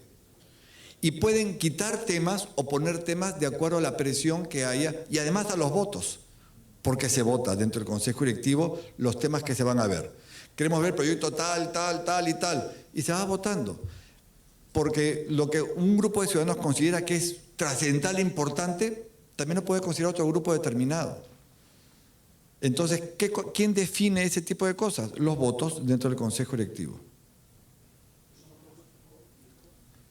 El proyecto de agenda lo lleva el presidente del Congreso, pero el presidente lleva una propuesta de agenda, pero en el Consejo Directivo los 26 miembros proponen otros temas. Hay una cantidad determinada porque sería imposible que en el Congreso puedan haber 30 temas, es una mentira. Por lo general tiene 20, que es lo que más o menos podría ver el Pleno, o 30. Entonces lo que hacen en el Consejo Directivo, se discuten los temas que se van a ver y hay votaciones internas. Entonces ahí se va discutiendo las prioridades, el orden de discusiones y los temas que se van a discutir. Cada consejo directivo puede modificar la agenda anterior. Pueden agregarle nuevos temas o pueden cambiar toda la agenda. No sé si con eso satisfice sus preguntas. ¿Sí? A ver, primero me levantó la mano ahí, después vamos. A ver, espera. Ayúdame, Sandrito, porque como yo no veo bien, voy a quedar muy mal. A ver. La dama primero. Usted dice que son 26.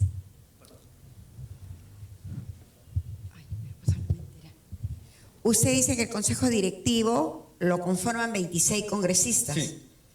Y dígame usted, ¿y esos 26 congresistas quiénes son? Porque se supone que es la mesa, es la mesa directiva, ¿no? Que son 4. Claro. No y luego, confundamos. ¿quiénes son el resto? Es que no confundamos mesa directiva con consejo directivo. Eso es lo que quería que me aclarara. Perfecto. Por eso son las preguntas. Por eso me encantan las preguntas, porque aclaramos dudas. El Congreso tiene varios órganos. Pleno, la máxima asamblea, comisión permanente, consejo directivo, presidencia, mesa directiva. La mesa directiva la conforman 4, presidente y 3 vicepresidentes, que se encargan de la dirección administrativa del Congreso. Ellos ven la parte administrativa, esas 4 personas. El consejo directivo, que está integrado por 26, cada grupo parlamentario nombra a sus representantes, donde está el vocero o jefe de bancada, más, dependiendo de la cantidad de miembros que tiene el grupo parlamentario, más varios parlamentarios más, que entre ellos toman decisiones dentro del Consejo Directivo. Entre los temas principales que toman decisiones son la agenda del Pleno, que no solamente establecen la agenda del Pleno, sino además le ponen tiempo de debate a cada proyecto, que oscila entre 20 minutos y 1 hora. Sí, porque si es que el Congreso, 3 segundos, si el Congreso no pusiera tiempo de debate, el reglamento dice que podrían hablar 5 minutos cada uno en tiempo libre. Y si multiplicamos 5 minutos por 130, nos da 11 horas de debate por un solo proyecto. Y si el Congreso se tomara 11 horas de debate por un solo proyecto en todos los proyectos de ley, en 15 días nos incendian. Por eso es que el Consejo Directivo establece tiempo. Lo más tirano que tiene el Parlamento es el tiempo. Y ese tiempo se divide de manera proporcional entre los grupos. Por ejemplo, si un grupo parlamentario tiene 30 miembros y solo tiene 10 minutos para hablar, no es que cada uno hable 30 segundos. ¿Qué se puede decir? Presidente, buenas tardes, se le acabó el tiempo, tome asiento. Los voceros de cada grupo determinan quién habla. Habla fulano, sultano y mengano, 3 minutos, 3 y 4. ¿Qué hacen los demás miembros del grupo? Apoyan con el voto. Acuérdense que los votos son en bloque. Entonces, hablan los que conocen ese tema. Por eso es que en el Parlamento hay de todo. Abogados, médicos, ingenieros, amas de casa, deportistas, artistas. Si se habla un tema determinado, hablan los que conocen el tema. Y los demás apoyan con el voto. Sí. A ver, otra preguntita. Buenas noches. Buenas noches. Ahí estamos. 2 cosas. La primera, en esta semana se produjo una crisis en el Congreso. Y se plantearon 2 mociones de censura contra el presidente. Sí. Las acusaciones fueron de que él actúa autoritariamente y no reconoce los pedidos, etcétera, de las bancadas. La respuesta del presidente fue simple: no puedo hacer consejo directivo porque el consejo directivo no funciona hace 4 meses, y no funciona hace 4 meses porque los representantes de Fuerza Popular no han sido acreditados, porque debían ser 10 y ellos quieren ser 11. ¿Qué pasa ahí? Bueno, el Congreso es una entidad política. ¿Estas son las 2 preguntas? A ver la otra. ¿Tiene que ver con la misma? En parte sí. Entonces de una vez para responder las 2 cosas. El presidente de la República ha presentado un proyecto de reforma constitucional que proviene de think tank. ¿Proviene de, perdón? De asesores, de expertos, Ya. no de partidos políticos. ¿No le parece que lo normal hubiera sido que el presidente de la República reúna a los representantes de los partidos políticos y diga: ustedes son los que están gobernando y ustedes son los que tienen que decir cuáles son las reformas constitucionales que debemos tener, y no un grupo de interés ajeno al Poder Legislativo y al Ejecutivo? ¿O es que estamos siendo gobernados por grupos de interés en el Legislativo y en el Ejecutivo? A ver, la primera pregunta. El Consejo Directivo está, como yo les decía, reunido por 26 miembros de todas las bancadas. Por lo general deberían de reunirse una vez a la semana en tiempos de legislatura ordinaria. Y en legislatura extraordinaria, cuando se cita permanente, se tiene que reunir antes para establecer la agenda que se va a discutir. No se reúnen por un tema político, porque acuérdense que el Congreso no es una universidad, es el centro político del país donde ocurren todo este tipo de cosas. Crisis, como yo les decía al inicio, toda democracia vive una eterna crisis. ¿Y cómo se resuelve la crisis? Con los acuerdos que se toman, con los votos. Cuando no funciona el Consejo Directivo, se reúne la Junta de Portavoces. Ese es otro de los órganos que me olvidé explicarle a usted, señora, que es mesa directiva, los 4, Consejo Directivo, que ve agenda, tiempos de debate y aprueba licencias, y cuando no se reúne el Consejo Directivo, ¿quién podría suplir un poco estas funciones? La Junta de Portavoces. ¿Y qué es la Junta de Portavoces? La reunión de los jefes de bancada. Hay 10 grupos, hay 10 jefes. Entonces, ellos son los que toman ciertas decisiones legislativas o de agenda o de temas, ¿no?, para ponerse de acuerdo en lo que van a discutir. Por ejemplo, ayer hubo una sesión acalorada, normal en cualquier congreso del mundo, porque es una expresión de ideas donde hay apasionamientos y debates. En los congresos nadie se habla con cariño y con amor y expresa dulzura. No, es una expresión de ideas. Y en los debates políticos hay apasionamiento, hay este tipo de situaciones. Y esto, nuestro Parlamento, a pesar que lo criticamos, es uno de los más tranquilos del planeta. Hay algunos que se han agarrado hasta balazos, se tiran escaños, se agarran a puñetazos. Acá todavía guardamos ciertas formas. No salimos de un poco de palabras un poco fuertes y nada más. Pero ¿cómo se resuelve esto? Con acuerdos. Y justamente hoy en la mañana se reunió la Junta de Portavoces, estos 10 miembros, que toman acuerdos políticos. Cuando son acuerdos de exoneraciones de ciertos trámites, tienen que llegar a una cantidad de votos determinada, que es las 3/5 partes del total de miembros, es decir, 78 votos. ¿Y cómo se vota acá? Cada jefe de bancada tiene un valor de votos. Si yo fuera el jefe de bancada de mi grupo X, que tengo 20 miembros, mi voto vale 20 puntos. Si mi grupo tiene 5, mi voto vale 5. Y se va sumando 5 más 20 más 15 más 30 más no sé cuántos, y si llegamos a 78, hay acuerdo. Y la idea de este número elevado es que haya consenso político. Eso es cuando se toman ciertos tipos de acuerdos. Pero en este tipo de acuerdos políticos para tranquilizarse, para llegar a un consenso, es también a veces con votos, pero sobre todo con acuerdos que se hacen. Estas sesiones son totalmente reservadas y muchas veces secretas, donde se discuten temas políticos internos. Se hacen justamente a la espalda del hemiciclo en una sala donde hay una mesa redonda, parece la mesa de Rey Arturo. Es la sala Basadre. Ahí toman acuerdos la Junta de Portavoces. Y esta reemplaza, digamos, al Consejo Directivo en este tipo de actitudes. En cuanto a la segunda pregunta, el presidente de la República tiene iniciativa legislativa. No nos dice la Constitución ni la ley que tiene que hacer con acuerdo al Congreso, ni que tiene que coordinar con los grupos parlamentarios. La puede hacer, lo único que nos dice la norma es que tiene que ser aprobada por el Consejo de Ministros. Puede hacer con ayuda de sus asesores o de grupos o de lo que el presidente estime conveniente. El Congreso verá si es que aprueba o no la norma. Lo que no puede hacer el presidente de la República, que ya está haciendo, es diciéndole: yo quiero que apruebe la norma como yo te la estoy enviando. Eso no existe en ningún parlamento del mundo. Y yo no pertenezco a ningún partido político. Pueden revisarme, pueden googlearme y enterarse de mi vida.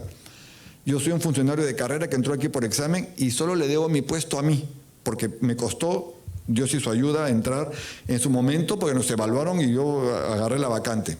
Hace mucho tiempo, no diré cuánto para que no calculen mi edad. Pero tengo la libertad de decir lo que le digo. O sea, el presidente de la República, ni del Perú ni del mundo, tiene derecho a obligar a un Congreso a decir: quiero que legisle como yo quiero y en este tiempo. Eso no se puede. Los parlamentarios del mundo no están sujetos a mandato imperativo. Y parte de esa inmunidad parlamentaria es para que tampoco pueden ser detenidos por emitir una opinión o un voto. Significa que no les pueden ordenar cómo tienen que discutir.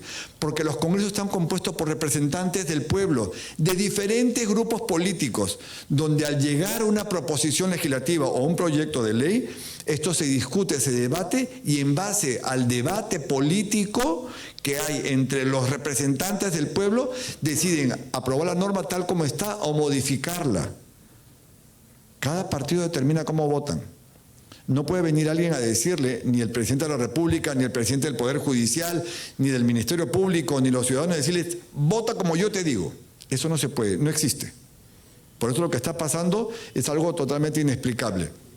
Lo dejo en puntos suspensivos. No sé si con esto respondo a sus preguntas. Ajá.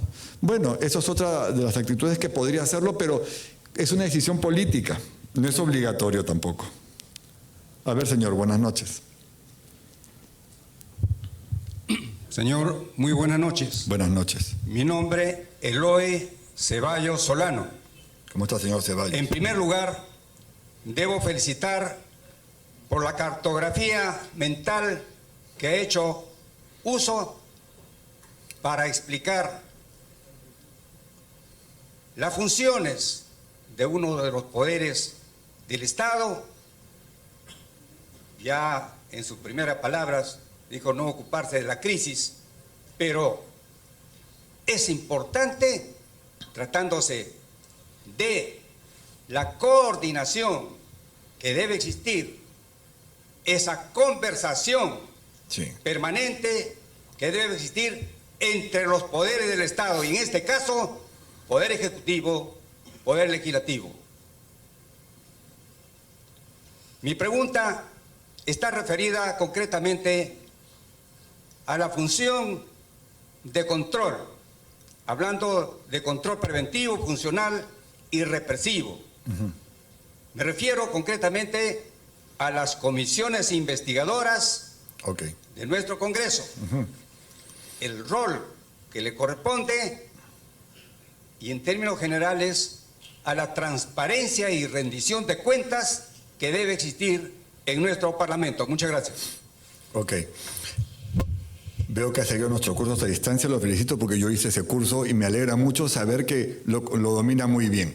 Las comisiones investigadoras son grupos especializados de trabajo que tienen una función importante, investigar hechos de interés nacional, hechos de interés público. Tienen un plazo determinado y tienen que sobre eso entregar un informe, no un dictamen. El dictamen está referido solamente a proyectos de ley. Este informe se tiene que discutir y aprobar. El resultado del informe puede ser una denuncia penal, puede ser una investigación más profunda, puede ser que quede en nada, dependiendo de lo que se esté investigando. Por lo general todo termina en una investigación, en una acusación para que vaya al Poder Judicial y se abra una investigación judicial. Porque el Congreso no es Poder Judicial, actúa en base a indicios probados, pero en base a indicios. Y sí se deben de cumplir con los plazos establecidos. ¿Por qué? Porque el Congreso gasta un presupuesto determinado en el trabajo de una comisión contratando personal especializado para que se encargue de la investigación sobre el hecho determinado, ¿no? Entonces sí, muy buena pregunta.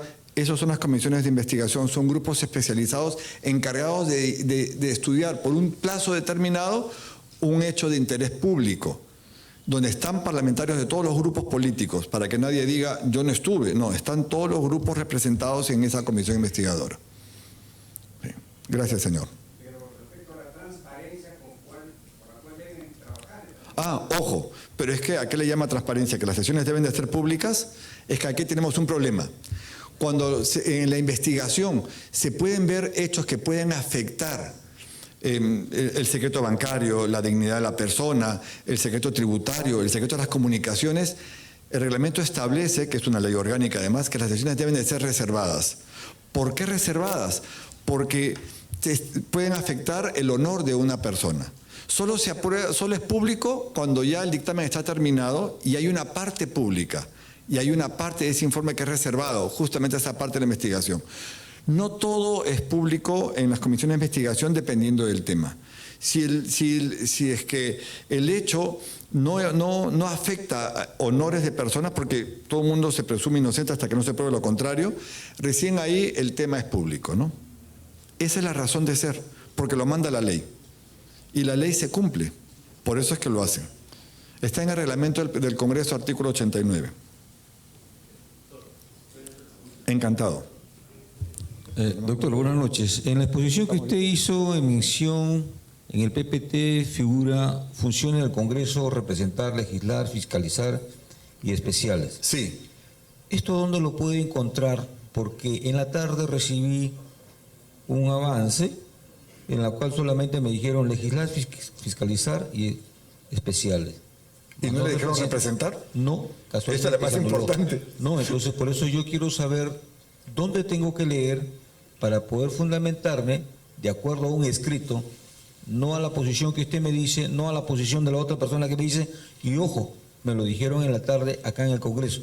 Por eso quiero saber quién se basa, en qué documento, en qué artículo, en qué norma.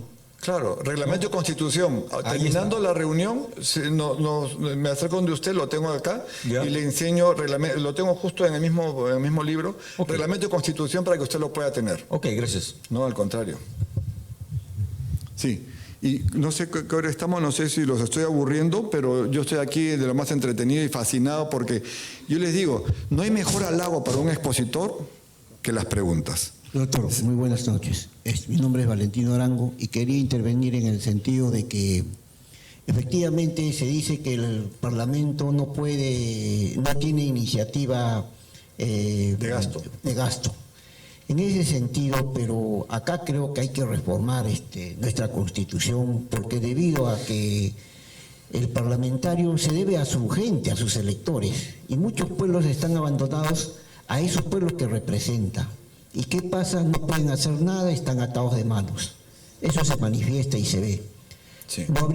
Sería urgente modificar este aspecto, porque tengo entendido, hay antecedentes que antes, Sí. hace muchos años Sí. atrás, el parlamentario disponía, pedía una partida y era fácil para poder ellos manejar esta situación y quedar bien con sus representados. En ese sentido, yo quisiera ver que nos ilustre algo al respecto. Claro, la única manera de que el parlamentario tenga iniciativa de gasto es reformando la Constitución.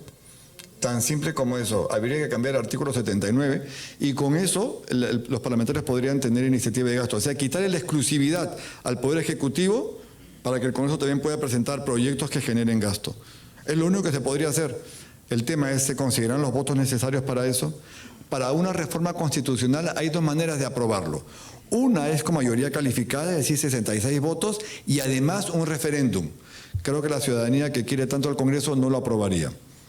La segunda manera de aprobar una reforma constitucional es con más de los 2/3 del número legal de miembros.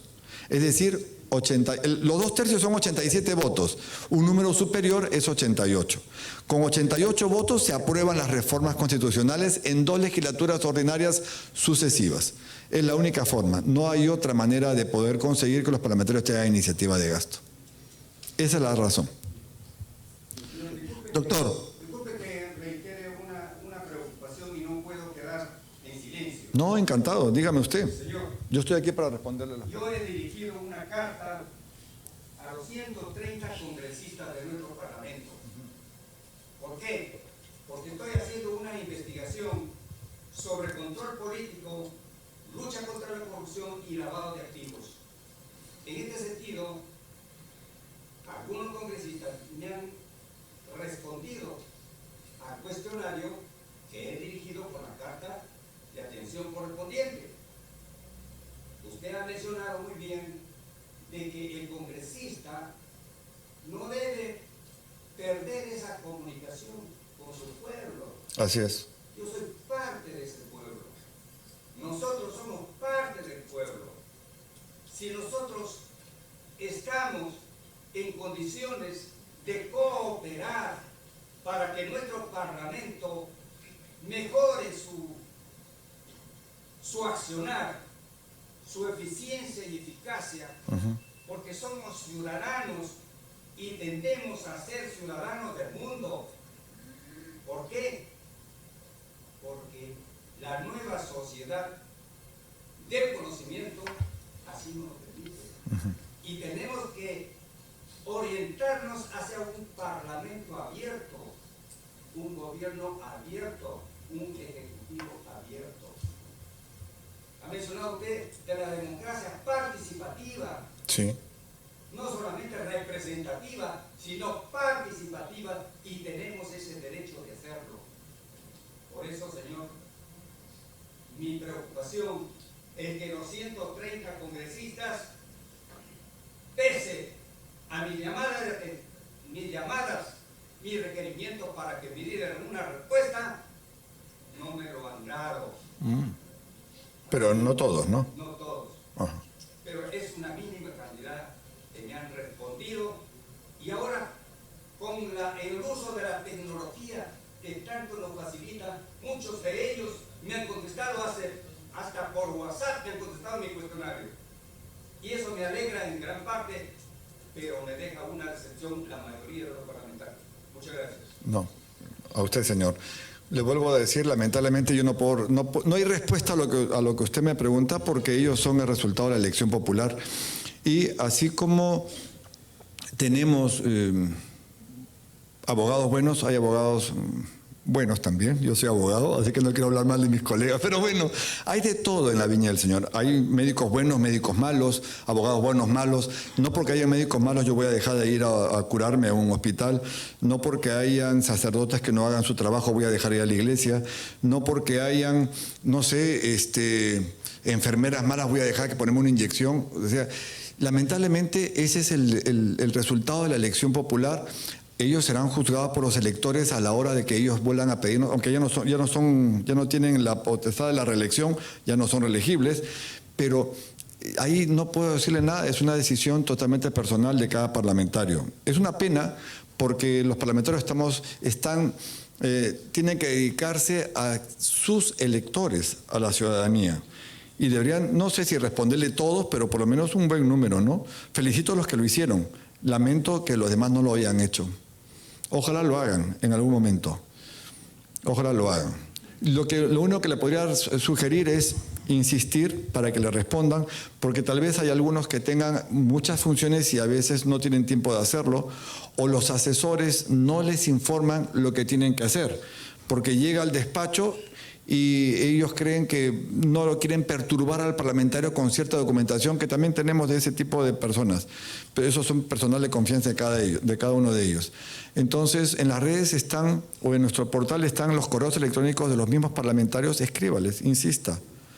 Tenemos una página en Participación Ciudadana de pedidos ciudadanos. Escríbanos, nosotros nos encargaremos de mandarlo a los correos personales y a los WhatsApp de los parlamentarios para que insistan en este cuestionario y podemos ayudarlo, porque es importante que ellos puedan atendernos a todos los ciudadanos. Doctor, buenas noches. Sí. Doctor, buenas noches. Hola, Fran Javier, de Pontepiedra. Generalmente el pueblo se equivoca porque la prensa distorsiona la información correcta. Sí. Usted conoce, usted acá trabaja y lo he escuchado y es para mí una eminencia, mis respetos. Muchas gracias. ¿Usted considera realmente que deberían haber 2 cámaras o en todo caso más parlamentarios? Gracias. Uy, esa pregunta me encantó. Yo comencé en el Senado de la República y tengo la experiencia del Congreso bicameral y el Congreso unicameral. Y reconozco que el Congreso bicameral es una solución a un país donde todavía tenemos una democracia joven y no madura, donde tenemos que aprobar leyes de calidad que beneficien al país y no una fábrica de normas donde tienen que salir cantidades porque se considera que un Congreso que no produce es un mal Congreso. Eso es un disparate absoluto, ¿no? Y les pongo el mejor ejemplo. Cuando teníamos Congreso bicameral, del 100% de autógrafas de ley que enviamos al Poder Ejecutivo, solo nos observaban el 3%, entre el 3 y a veces 5% por razones políticas y casi nunca por razones de fondo. Ahora, del 100% de autógrafas de ley que aprueba el Congreso, nos observan entre el 20 y el 25%. Por razones políticas, de forma, de fondo muchísimas, porque ¿qué significa? Que falta mayor debate, falta mayor estudio por el apresuramiento de sacar las normas por un Congreso unicameral. Yo soy bicameralista, es una opinión totalmente personal y considero que debería haber un Congreso bicameral. Además, ojo, las discusiones son diferentes. Diputados es elegido en distrito múltiple y es una cámara, le dicen la Cámara Joven porque los miembros son a partir de los 25 años. El Senado es una elección de distrito único a nivel nacional. Discusiones micro discusiones macro. Le dicen a Cámara Alta o la Cámara Vieja porque sus miembros tienen de 35 para arriba. Es un debate mucho más mesurado, más experimentado, más tranquilo. Los debates salen mejor y el Senado, por lo general, que es la Cámara reflexiva, corrige muchas veces los apresuramientos que tiene la Cámara Baja y hace que la norma que salga del Parlamento sea mejor elaborada y tenga un efecto mucho mejor hacia el ciudadano y hacia el país.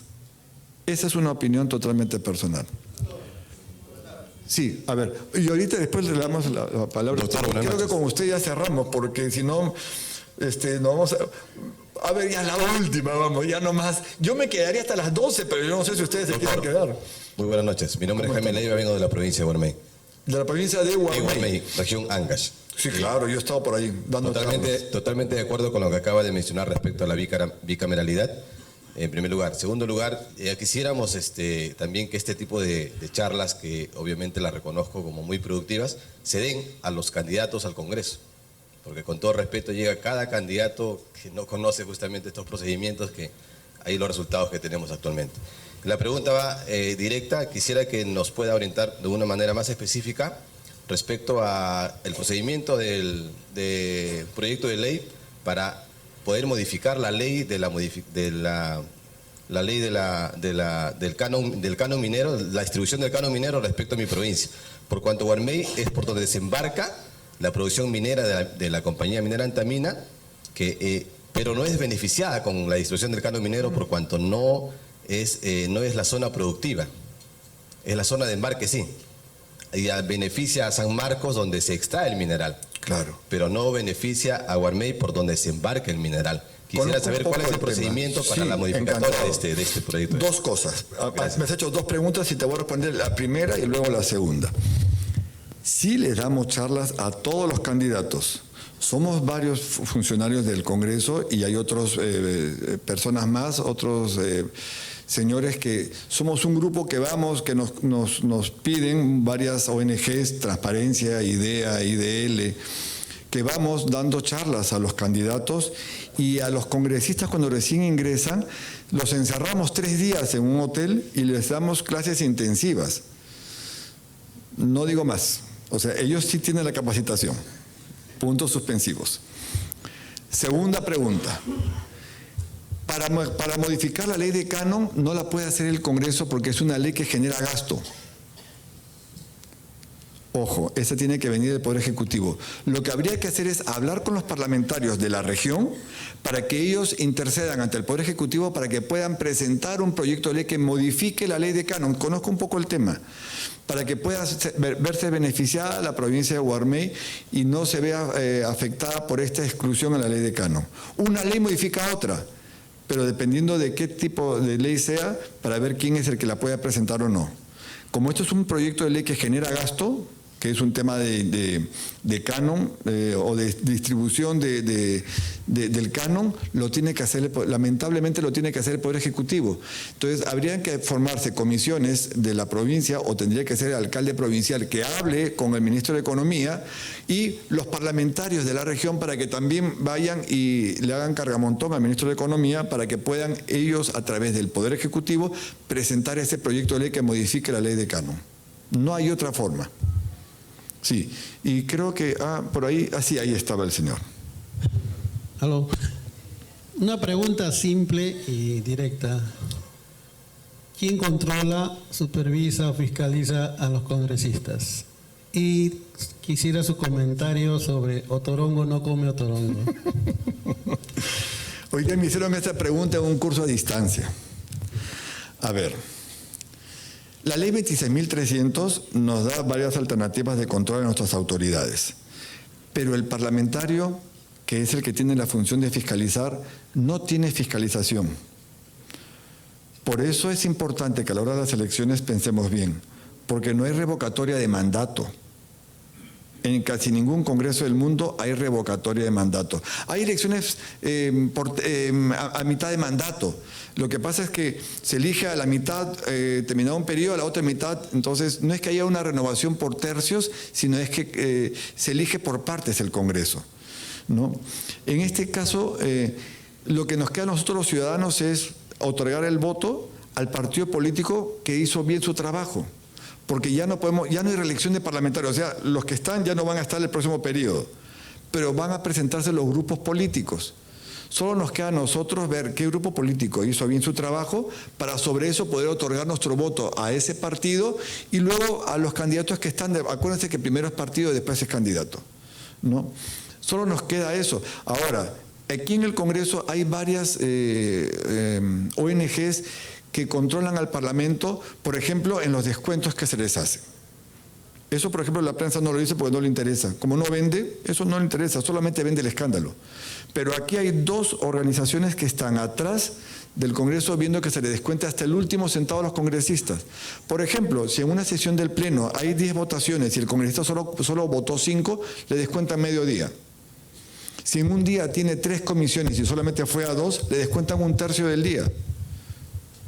Si no fue un día, le descuentan, como a cualquier trabajador, el día, salvo que haya pedido licencia justificada al Consejo Directivo y éste la haya aprobado. Hay un límite de licencias, hasta el máximo del 20%. Más de eso, ya no, que son 26 licencias, el número 27 le descuentan. Y les descuentan un montón, pero eso no vende. Como no vende, nosotros los ciudadanos no estamos enterados. No se enteran, por ejemplo, la ciudadanía que nosotros vamos por todo el país dando charlas. Eso no vende. No se enteran que los parlamentarios están todo el día y los están fiscalizando el trabajo, lo que hacen, los informes que presentan. Eso no vende. Eso no vende. Por eso la sensación que tenemos es que esos son unos ociosos, no hacen nada. No, trabajan. La gran mayoría está todo el día metida en el Congreso haciendo cosas. Comisiones, grupos de trabajo, comisiones investigadoras, despacho, haciendo informes. Es un trabajo arduo, pero eso no vende. Esa es una de las razones. Última pregunta. Y la última pregunta. Bueno, primero felicitarlo por la exposición. Muchas gracias. Edgardo Palomino, representante de la Asociación de Colegios Privados de Lima. 2 preguntas. Existe actualmente un dictamen que ha acumulado 7 proyectos de ley que va a modificar o que modificaría sustancialmente la ley de los colegios privados. Sin embargo, por otro lado, el Ejecutivo está pretendiendo reglamentarla, ya publicó la resolución ministerial, ¿no?, que es la 613/2018. Entonces, obviamente que por lógica, el Congreso primero debería de agendar este dictamen que reúne a 7 proyectos de ley, no es a un proyecto de ley. La Comisión de Educación ha acumulado 7 proyectos de ley y lo correcto sería que primero se discute en el Pleno, se agende, ¿no?, para bien o para mal, y luego, desaneada esta posible modificación, recién el Ejecutivo la reglamente. Sí. ¿No? Entonces, pero usted me contestó hace un momento de que no hay manera de que el Congreso agende o no agende, no hay tiempo. No hay tiempo. No hay un tiempo, ¿no? Así es. Entonces podría darse el caso de que el Ministerio reglamente y nunca se ha visto... No. Le respondo. No sé si le puedo responder ahorita. Claro. Yo entendí perfectamente la pregunta. No toda ley requiere reglamento. Solo cuando la ley expresamente dice que el Ejecutivo tiene que reglamentarla. Así que, por si acaso, solamente es un porcentaje muy chico de leyes que requieren reglamento. Esta ley ya ha sido reglamentada. Tiene que ser expreso. No, puede haber salido una resolución ministerial, porque el reglamento tiene que salir por decreto supremo, que es de mayor jerarquía. Ya ha sido reglamentada 2 veces anteriormente. Entonces ya sería la ley. Tercera reglamentación. Ya existe la ley entonces. Ya existe la ley, ya ha sido reglamentada 2 veces. Está bien, porque la ley lo ha pedido. Si ha sido reglamentada una vez, se modificó, se volvió a reglamentar, lo que tendría que hacer la Comisión es volver a modificar la norma y el Ejecutivo tendría que volver a reglamentarlo. Ahora, una norma se modifica por otra norma de la misma jerarquía. Si hay un reglamento que salió por un decreto supremo determinado, el Ministerio puede modificar ese reglamento, porque el reglamento no lo aprueba el Congreso, lo aprueba el Poder Ejecutivo, ¿no es cierto? Entonces, por el mismo decreto se puede modificar el reglamento. Pero una ley, un reglamento no modifica la ley. Una ley se modifica por otra ley. Y el dictamen puede tener un proyecto o 500, siempre y cuando traten de la misma materia. Ok. Y la segunda pregunta es, ¿cuáles son los requisitos para constituir un colegio profesional? Gracias. Es que eso depende de la ley. Hay una ley que determina eso, ¿no? Justamente, primero los colegios profesionales se crean por ley. Si no hay una ley que los cree, pues, no funcionan, ¿no? Los detalles los determina la ley de creación, así de simple. Ahí están los requisitos en la ley de creación del colegio. ¿Y qué se necesita? Votos para que se apruebe. Nada más que eso. Queridos amigos, yo me siento feliz de haber estado, me voy, pero más emocionado que nadie, porque me han halagado con preguntas. Y les digo la verdad, no hay mejor regalo para un expositor que las preguntas. Significa que han estado interesados en el tema. Y eso me halaga, les agradezco muchísimo. Y si ustedes quieren alguna vez volver a repetir la charla o que nosotros como oficina podamos ir a sus circunscripciones, colegios, entidades o a la provincia donde estuvieran, solo tienen que pedirnos esa participación ciudadana y nosotros encantados vamos, no cuesta un centavo, tenemos nuestro propio presupuesto y vamos a cualquier parte del país también a dar este tipo de charlas. Colegios, universidades, institutos o asociaciones de ciudadanos para poder dar este tipo de charlas. Muchísimas gracias por su participación.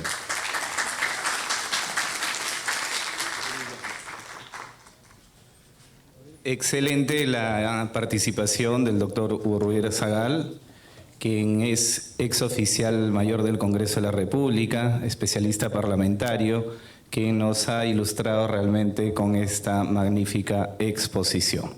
Muchísimas gracias por su participación a cada uno de ustedes y que tengan muy buenas noches.